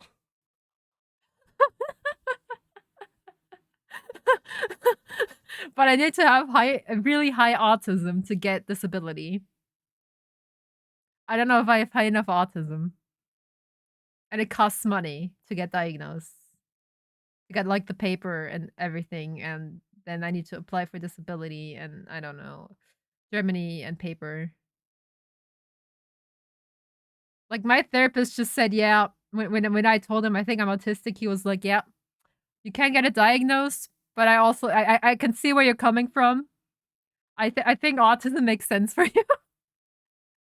uh, you can just go through life as if you have autism. You don't need diagnosed if you're that sure. And I'm like, I think he called me autistic. So I just take that as official confirmation. When my therapist says, "Yeah, I can see where you're coming from with that." I'm just gonna assume I was masking my autism as much as I could. And if he says that he thinks I'm autistic, then you know, I just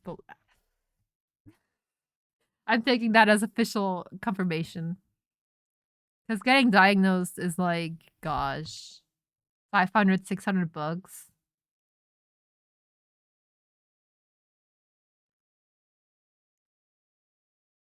I know mine had to struggle to get theirs though. Yeah, I think it's not that easy. It's definitely not that easy to get disability. You need to train harder. Your level's not as heavily noticeable as one who's probably eligible for it. I'm pretty sure I can practice for an autism test. I'm pretty sure you can. I listen, listen,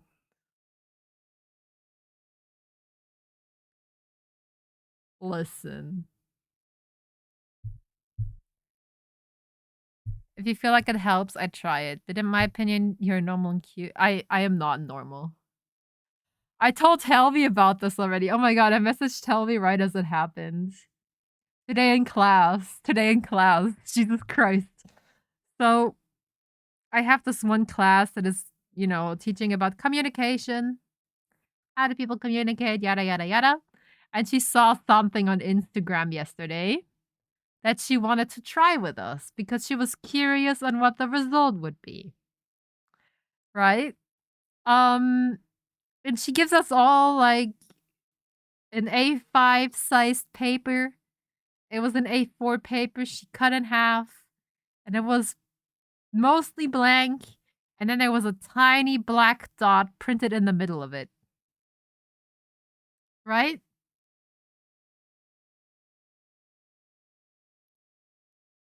And so we get this piece of paper with this tiny black dot on it, right? And she goes like she goes like, yeah, 15 minutes. Go write down, describe what you see.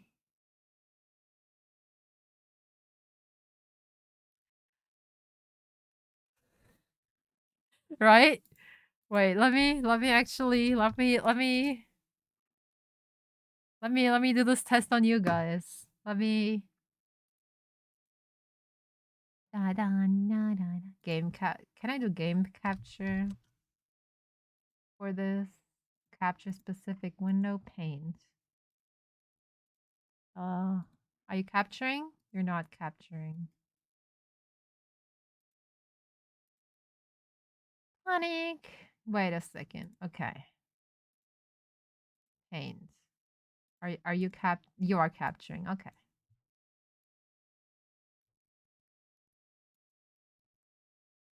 Give me a minute.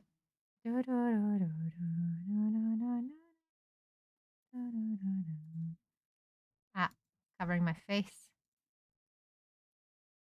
Okay.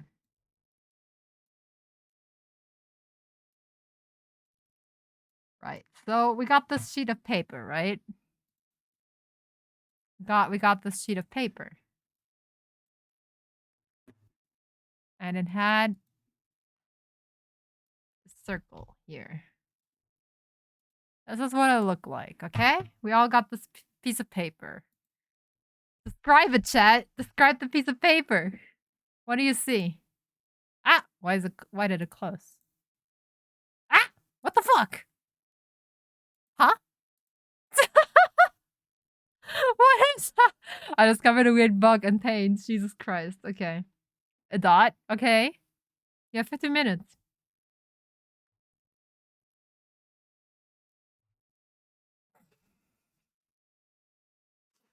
But yeah, the majority of my class basically wrote down, I see a dot. It's a black dot. It's in the middle of the paper. It could be Homer Simpson's eyeball. So, do you want to know what I did, guys? Do you want to know what Barry did?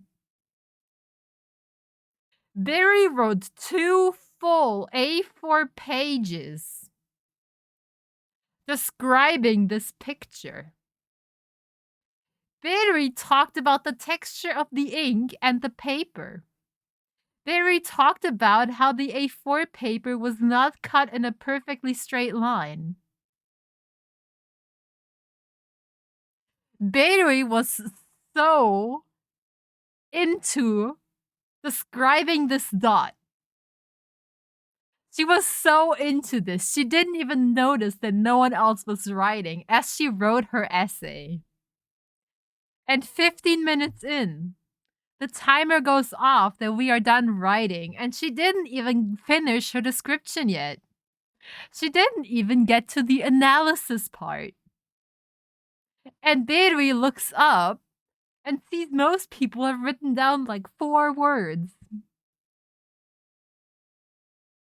And didn't know what to write after that.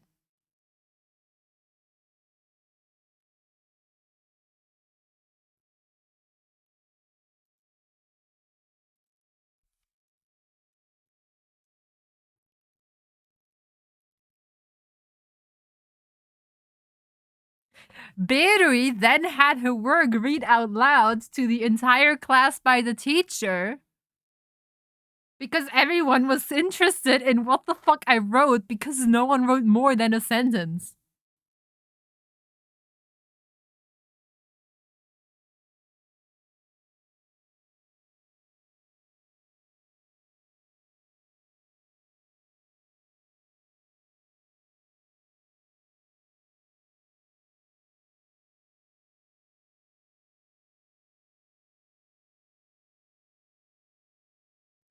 I have never felt less normal in my life. Anyway, I'm thinking of publishing my essay.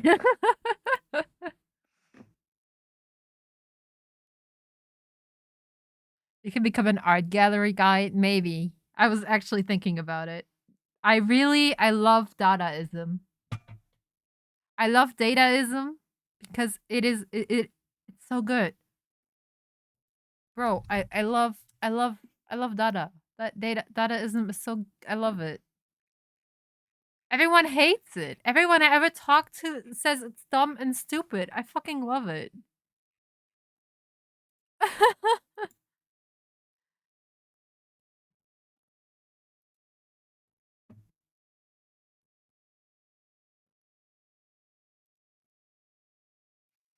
I love modern art. I am forever a modern art defender.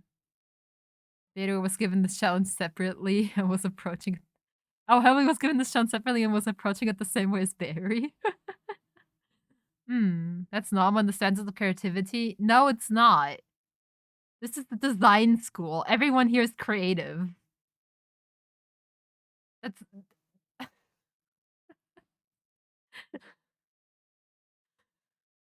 every single person in my class is creative. This is a creative field. This is an art school. That I had a legit reason to be. I love Dadaism. I love modern art. I love abstract art. If anything, I really hate realistic art. I think Renaissance and shit is overhyped and boring. I look at a Renaissance painting, I'm like, yeah, okay, this looks realistic and it's like objectively good, but I have no interest in it. I would not ever look at a Renaissance painting for longer than 2 minutes. I I I really don't care about it. Baroque and I don't know, Rococo, all the entire painting realistic, beautiful pictures. Not vibing with it. Not my. I like modern art. I like abstract art. I like people playing around with concepts. Yeah, realistic video games as well. Though I do like somewhat stylized games. I don't like completely abstract games.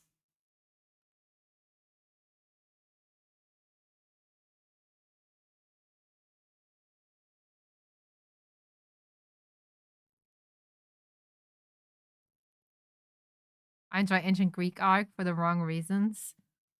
Well, what are the right reasons? Isn't there like only one or two reasons to like Greek art? What cursed knowledge do you possess?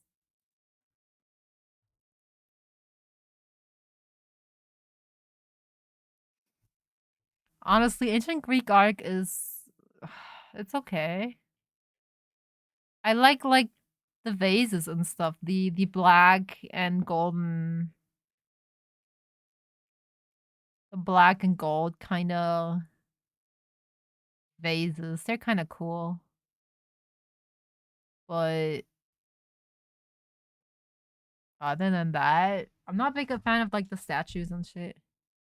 And it's how many imposing are the right reasons. Tiny peepee the wrong reasons. I'm gonna be quite honest with you. I don't think people who are ancient Greek art fans like it just for and anatomy reasons. Objectively, nah.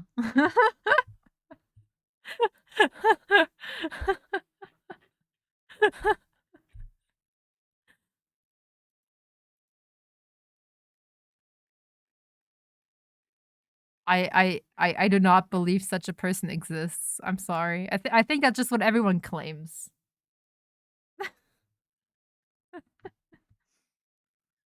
I like user interfaces. I like interaction design, both digital and physicals, button toggle switches, handles and doors, all of this art and is my jam. I have in my school, I have discovered that I'm in love with typography. I like placing letters of carefully chosen fonts over the paper full of chaos that it looks really weird and all over the place. I like overlapping them. I like causing chaos. I like giving people a headache. I like making typography impossible to read.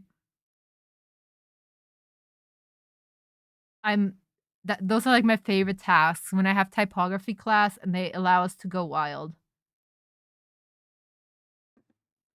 Like it's like I have a pretty Dadaistic approach to typography. I had I had a task to do like a Dadaism collage out of like pictures in like 12th grade or something. And I did not have fun with it. But actually setting every single letter on like a poster or something similar in a Dadaistic style, oh my god, I love it. I'm actually fighting myself through it. I can sit 10 hours just placing these letters. W- uh, Felt feels like 10 minutes. Type of class Comic Sans. Honestly, I'm gonna do that. I'm gonna do that.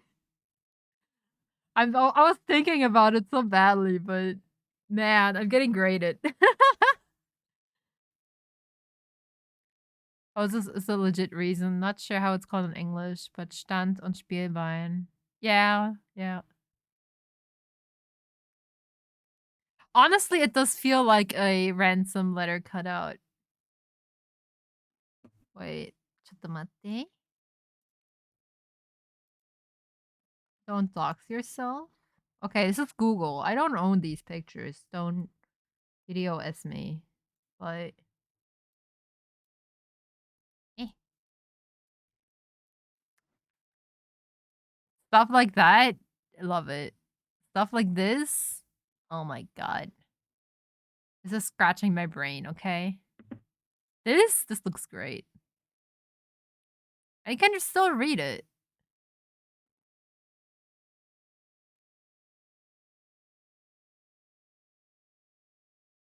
I imagine it's just like I love doing this, okay? This is like this is my favorite thing to do. If I could see myself quitting illustration just to pursue this.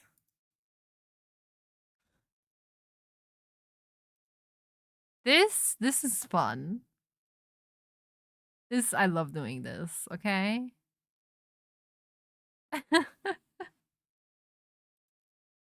Mm.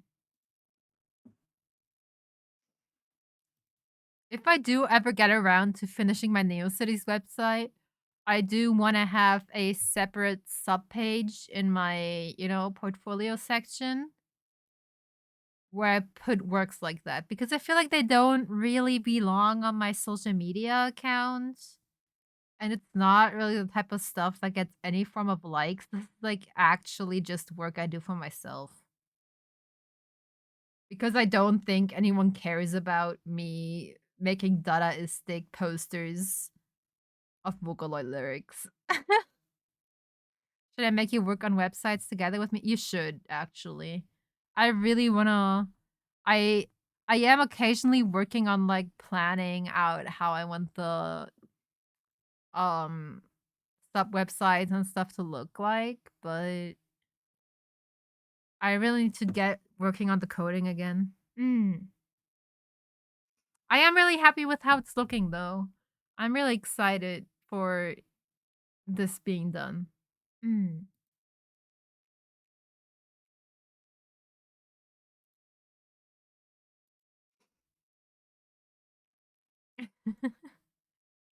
But yeah, maybe who knows? Maybe I'll be a modern Dadaistic typographer in the future. Maybe I'll be a famous typographer, and then one day I'll be in the history books for design students, and then they're gonna be like, "Hey, this fucker, yeah, she did a bunch of anime shit, and then she also did this really cool typography."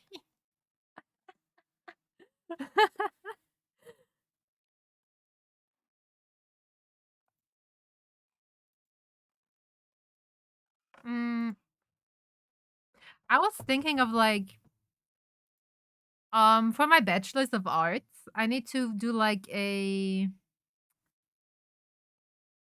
piece of design work that can basically be whatever I want to do. Um, and I have not gotten any information on it yet, right?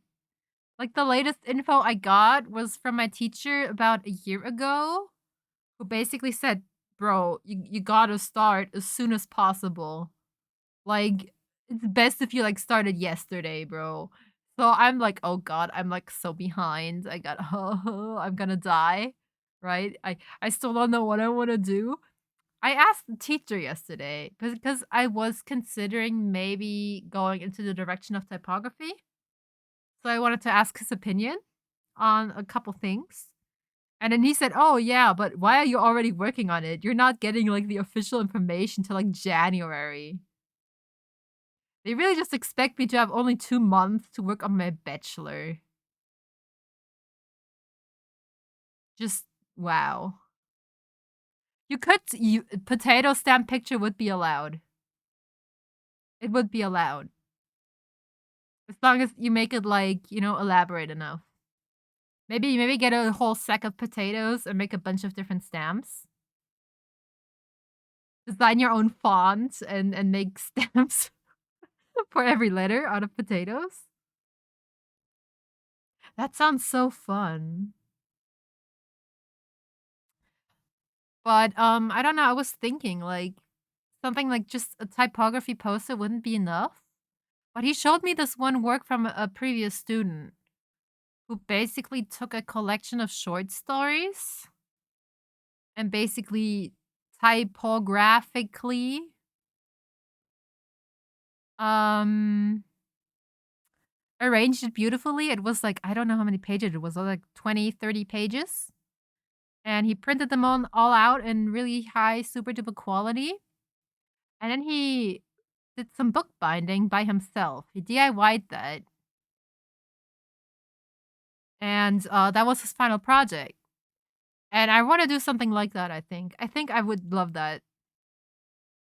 So now now I just need enough text to make a little book. And now I just need to figure out what kind of text I want to use. And then I think that's what I want to do. I actually think I want to go into the direction of typography. You can top that student just to foul. Man, I don't have that much time. I don't know, maybe like poem collection, maybe song lyric collection. I don't really know yet. I don't really know what I want to do yet. But I think I'll definitely go in that direction of making a little typographic book. I think that would be really cool. I think that would be amazing. It's really funny because fonts used to be the thing I didn't give a shit about before I went to design school. And now I'm like so into it.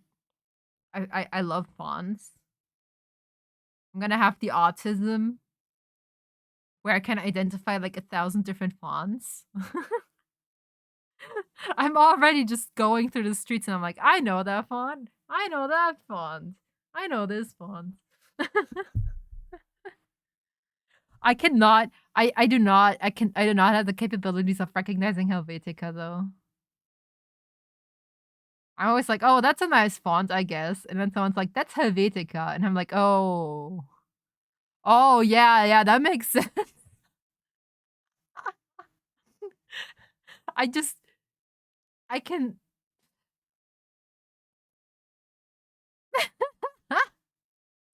I Helvetica seems so basic. I can't get into it.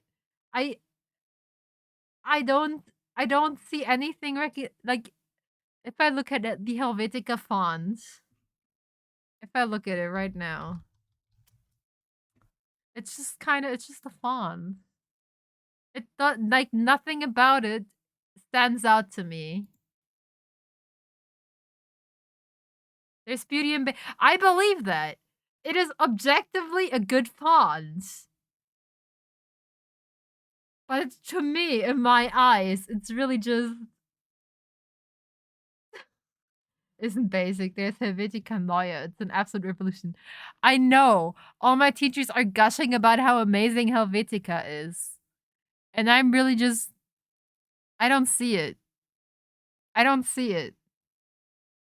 It's a beautiful font. It's basic, so it can go with practically everything. I get how it's objectively a good font. I just personally have zero attachment to it. You could uninstall Helvetica and replace it with Arial in my computer. I don't think I would ever notice. I straight up would never notice. I I feel nothing when I look at Helvetica.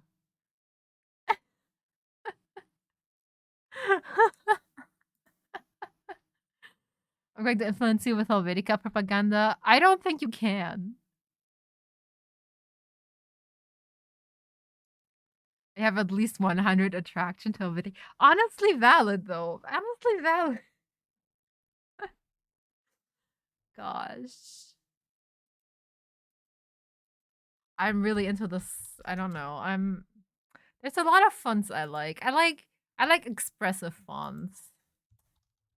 I like fonts that I can't use in any project because it's like not really the right project for it. I like fonts that are so specific and so weird and so quirky.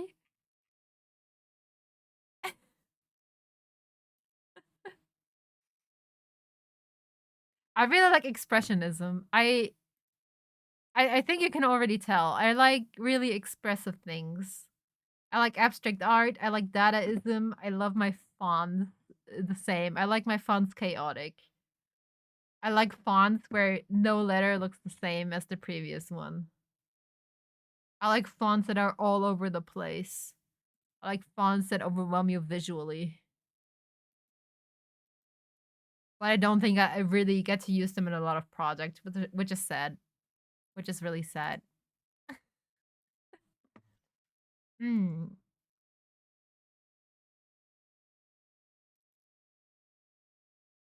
Um, um, um.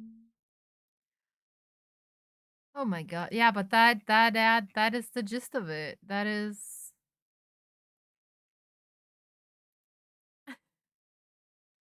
yeah, I gotta work on my bachelor, and after that I'm a free alien.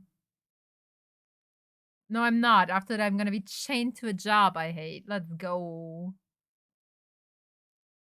Helvy did tell me that with my skills, I might qualify for a junior web developer role.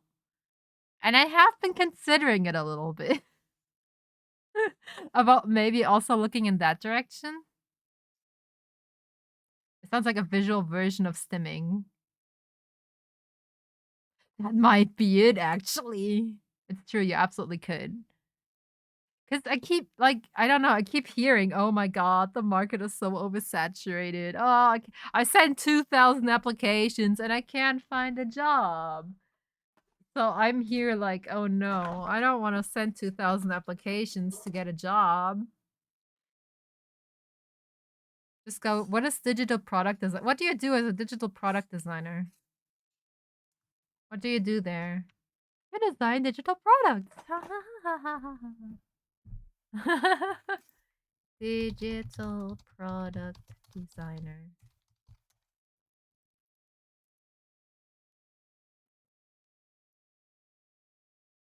Computer creating innovative machinery, computer programs, or software. Oh, so it's like it's a software developer?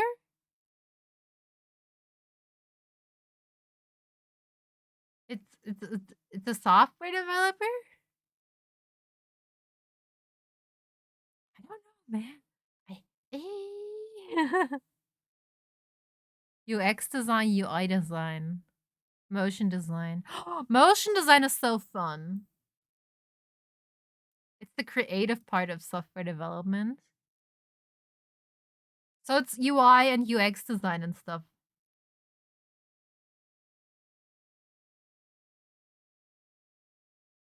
Oh.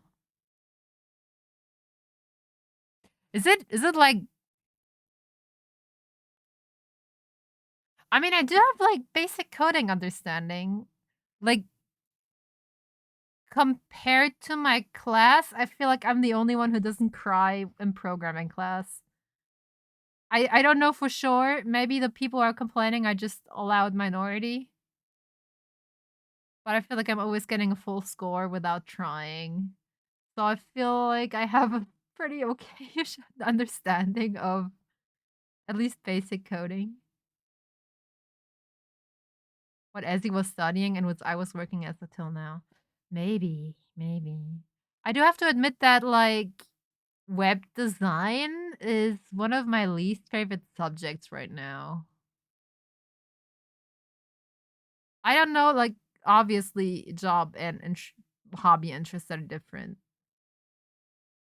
But we have like specifically a class where we have to do UI design, UX design, and create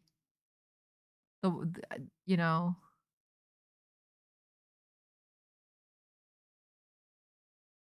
yeah. I feel like I'm not really good at it. I feel like I definitely would need to study it a little bit more before I have the confidence of applying to jobs. Hmm.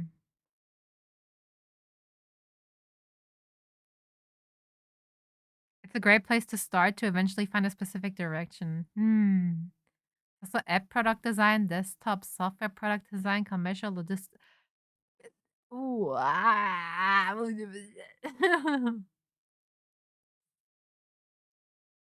Hmm.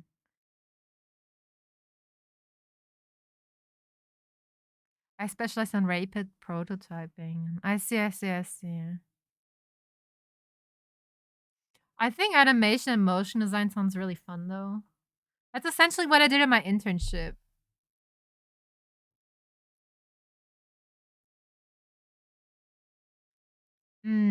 It might be worth considering because I feel like my love is definitely not in making dead and soulless posters for corporations. Right? I don't know if I want to go the traditional graphic designer route. Hmm.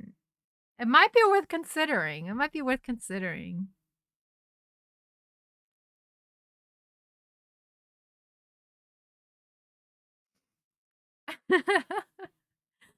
Wow. I I wonder like I don't know, is there like advice on when I should need to start applying to jobs? Do I like apply once I have my bachelor? Do I start applying now? Like half a year before I get my bachelor? There are plenty of digital agencies in your city. Pretty sure you'll find a first job there. I hope. I hope. Hmm.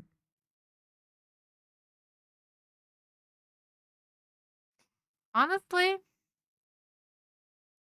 I I feel like I am both confident in my skills that I'll find a job and at the same time really, really not confident at all and be like, "Oh my god, I'm gonna starve. Why am I doing a Bachelor of Arts?" You can start looking now. Just write them and say you'd want to start after graduation. Maybe they can ooh. Is that leaving like a good impression? Does that give me a plus point?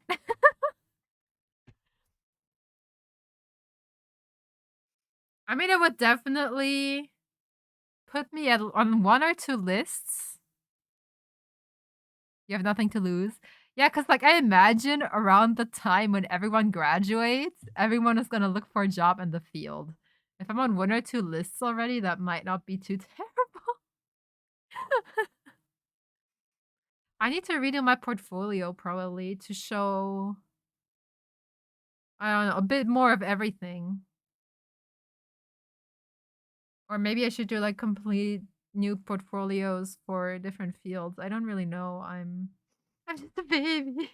My school's not teaching us. I heard online that I should get, like, a portfolio that is a website. But at my school, they just made us waste a full semester making a PDF file. So my portfolio as of right now is a PDF. And I don't know if I should invest time to make like a web portfolio because that's the international standard, or if Germany is just different. Like I have one. I made one for the internship. Hmm.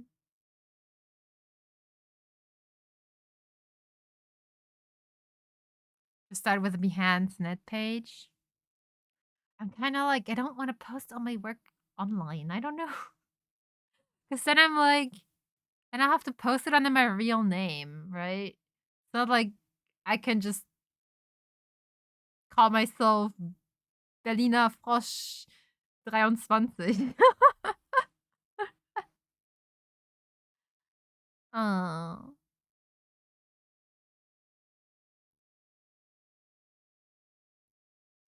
Hmm. I don't know if I want to be on the internet under my real name. Which is why I also don't really have a lot of info on my LinkedIn in general because I don't like it. I don't want anything to come up when you Google my name.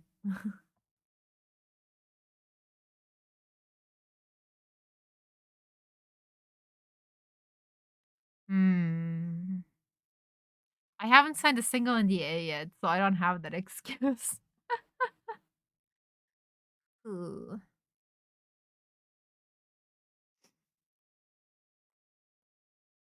That's so difficult. Why is it so difficult? Can I just say one job, please, and I get a job? Yes, hello. I would like one job, please. Here you go. Here's one job. Thank you. Thank you very much. Mm. Hmm. Whew.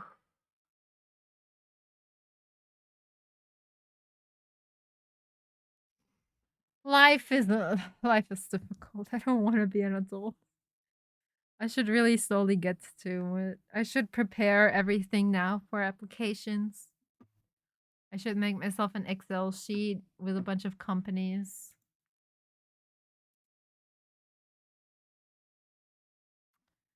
Yippee. But yeah, gosh. Gosh.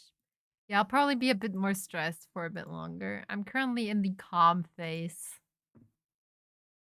I don't think I have that many scary deadlines in front of me right now. I think I have a not really law, Wirtschaft exam that I might need to study for eventually.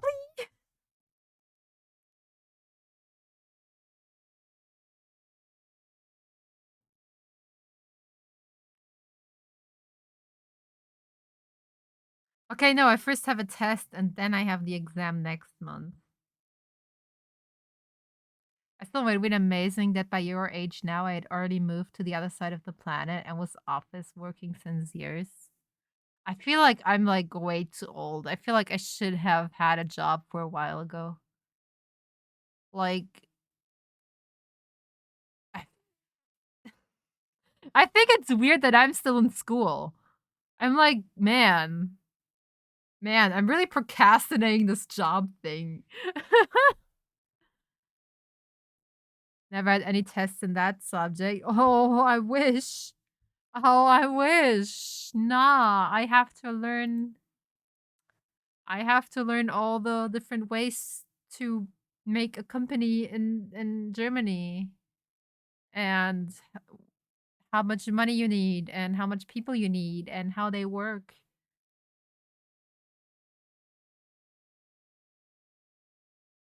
and a bunch of other law shit. Like, man,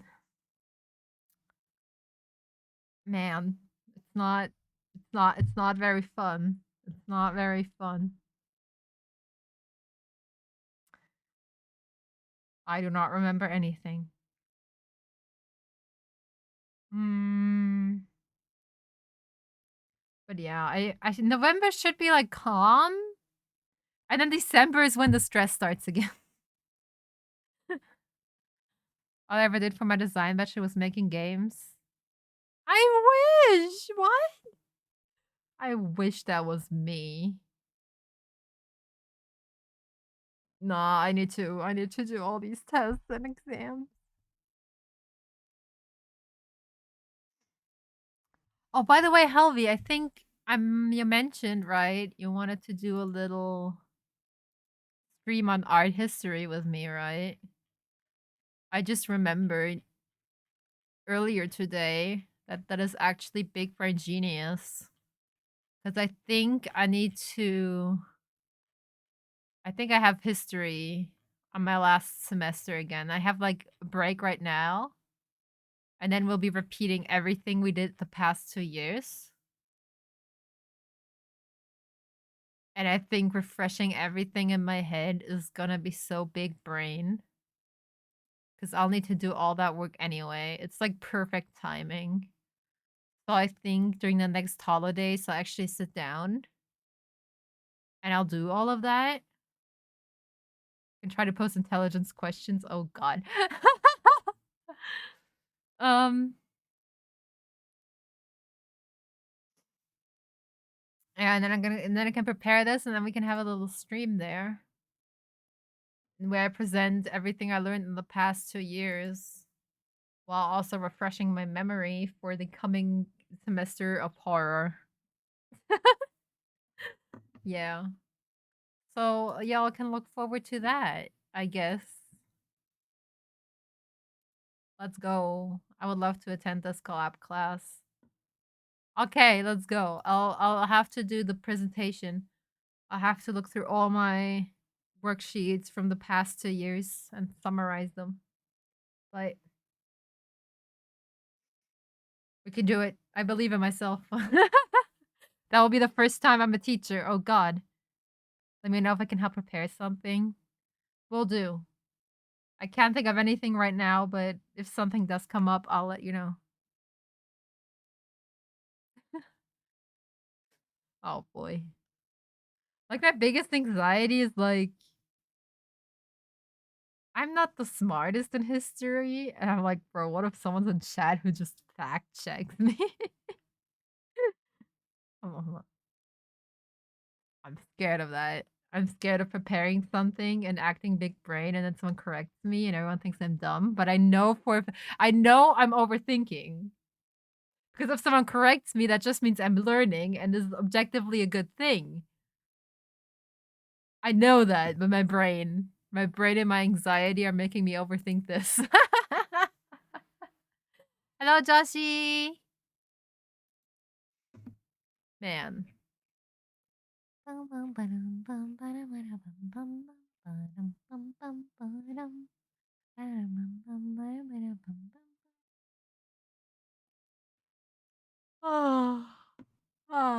I'm getting EP.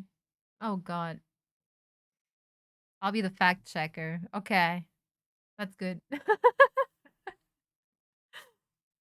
Everything I don't know, like if you ask me a question, I'll have to Google it. I'll just Google it on stream. I don't know anything except the things I'm telling you.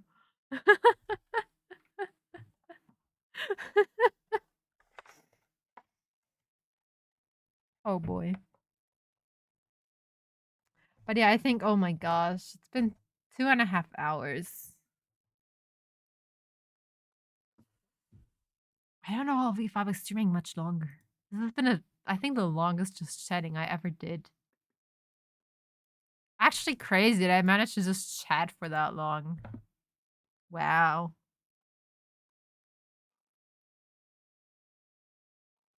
We will learn together? Exactly. No, I think in 12 hours I need to be at school. We can do this, Nana. The power of yapping. Yeah. Just complain about work and then complain about talk about Miku and then complain about work more. Yeah.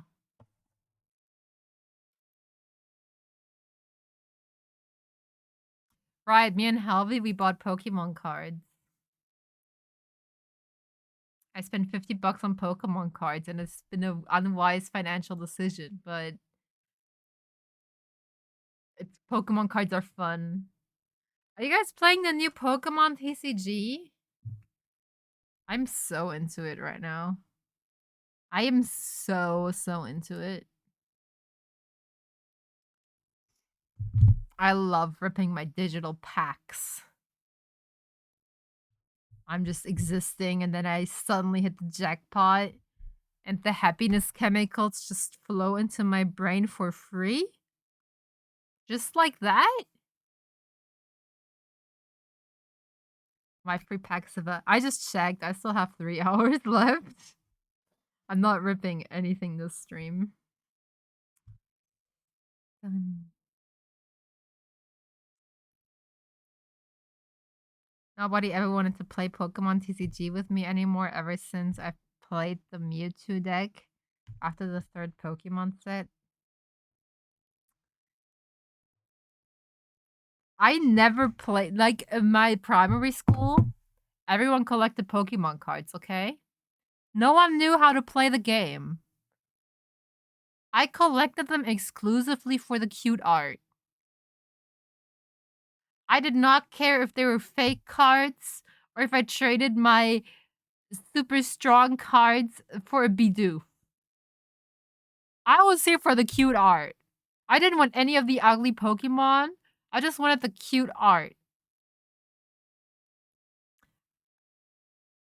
And I have not even attempted to learning the rules until like 2 months ago. I have like thousands of Pokemon cards lying around just because I think they're cute. It's like the same as collecting art prints to me. The game means nothing to me. I'm just here for the cute critters.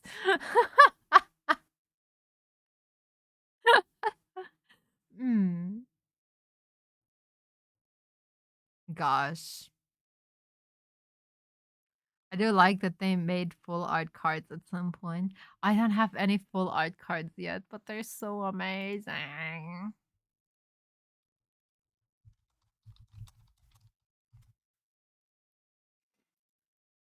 I really want to invest in some full art cards. Wait, I do have a full art card. I got the Iono card from the Iono pack that I bought with you, Helvi. Yeah. Yeah. I have a single full art. I really want the Gigantamax Eevee card. I don't know, man. I want it. Because he's so huge and fluffy.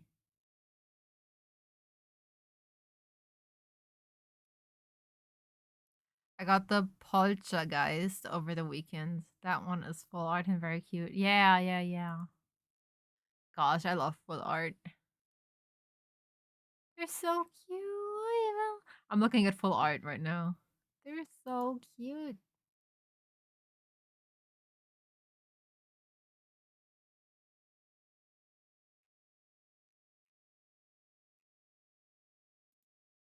Maybe I'll design a full art Bayuri card.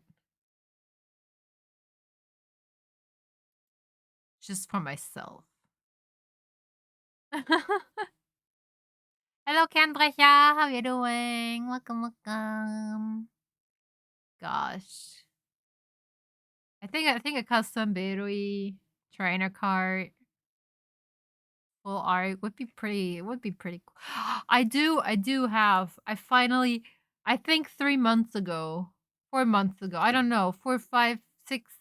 Some very long time ago. I let myself get put on a wait list for some Pokemon trainer and Pokemon art. And it's finally my turn, guys. I can spend money and I can have Barry drawn as a Pokemon trainer. All power. All power. I have totally not drawn myself as a Pokemon trainer like 5 times already. I need more. I need more. Pokemon good. Pokemon cards reminds me on how many always ended up in the trash at local card shops. Damn, that's sad. I would take them. What? Battery with a lawyer poly. No, actually, my favorite Pokemon is Mudsdale. My favorite Pokemon is actually this fucker here. This is the one. He's my best friend, okay? This man, this horse right here, he's my best friend, okay? He's my best friend. I won't judge. My favorite is Trubbish. Oh my god. Trubbish is cute though. Trubbish. I like his little teeth. Thanks again for a print you gave me at Digital Stars. You're welcome. You're welcome. You're welcome. I'm glad you like it. I'm glad you like it. That's what I paid money for. To give them away. I need a Pokemon trainer battery specific gallery on the Neo Cities. I need like a gallery. I need to figure out a way to display all my battery art on the website properly. The best Pokemon is Mogelbaum. Gosh, what's his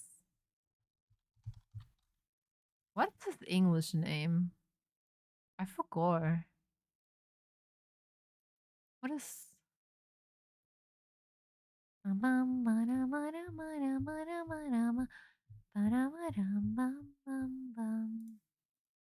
What is your English name?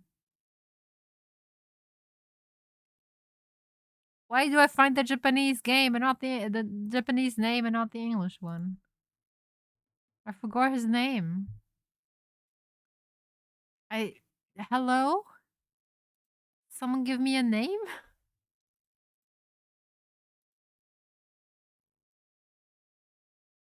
He's called Sudowoodo? That's such a dumb name. That is so dumb. I hate that name. I like the Japanese one, Usoki. Liar tree, I like that one. It's a pun. It's not dumb. No. The other puns are funnier.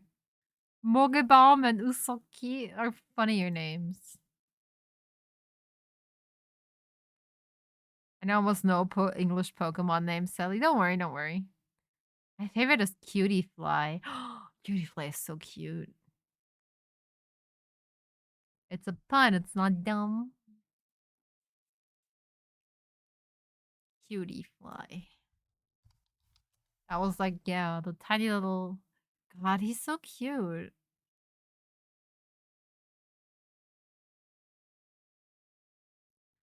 Not as stupid as Cobra, Arbok, and Snake Icons. I mean, I'm not judging them. I'm not what does Mudsdale mean? Is that also like I'm assuming mud from mud? What is a dale? Mudsdale. Is that like is that just a random name or is it a joke?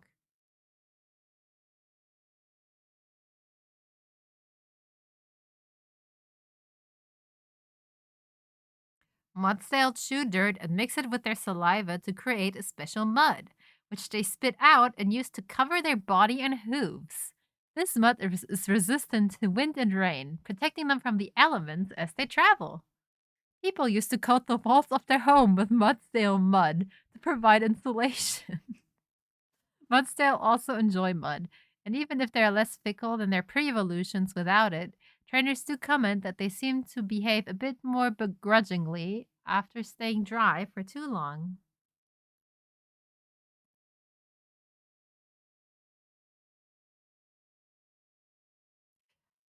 Jesus Christ. Its mud powers up its already powerful kicks to the extent that it can demolish a car in one kick. Wow. Wow. Wow. So cool. Oh, they also make pottery with the mud.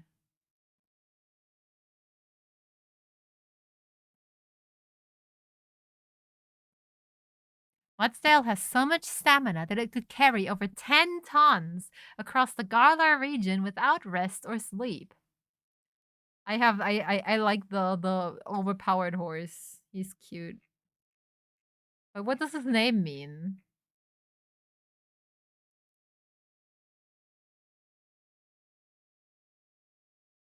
It's the heaviest non-legendary brown type Pokemon and the third heaviest ground type Pokemon overall. Can't wait until Pokemon Z2A.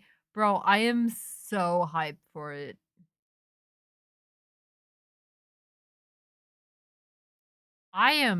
You would not believe. What is the what is a Clydesdale? Oh, it's a horse. It's a Scottish breed of horse. Oh my god, he's literally just called Mud Horse. He's called Mud Horse. Oh my god. Wait, the German name also means mud horse. I would never have thought that Pampros is like Pamp is from Pampe, as in mush.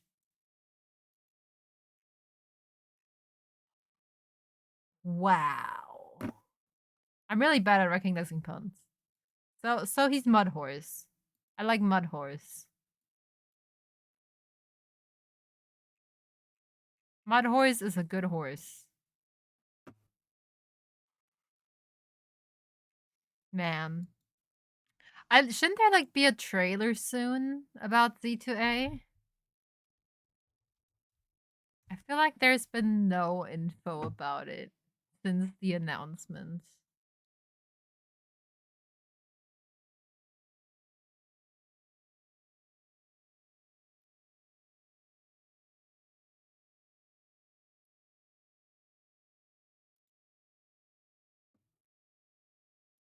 Which I'm totally okay with, by the way, but it's releasing next year. Oh my gosh. Next year's gonna be so busy for me with games. We have the Layton games, we have Fantasy Life, we have the new Pokemon. I like barely played any games this year. Next year's gonna be my gaming comeback.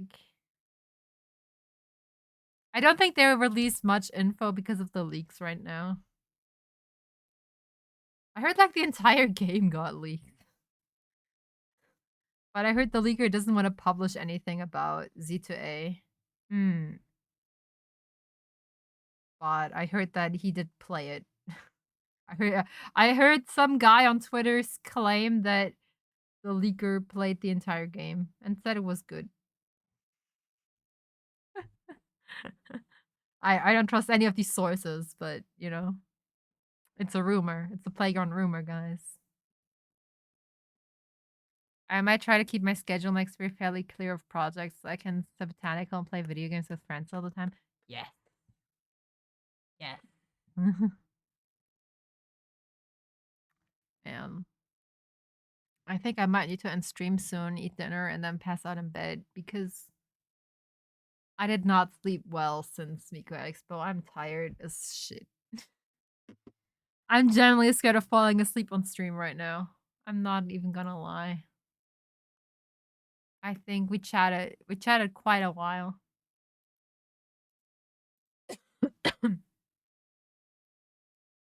Wow. How was your food, Helvy? How was your food?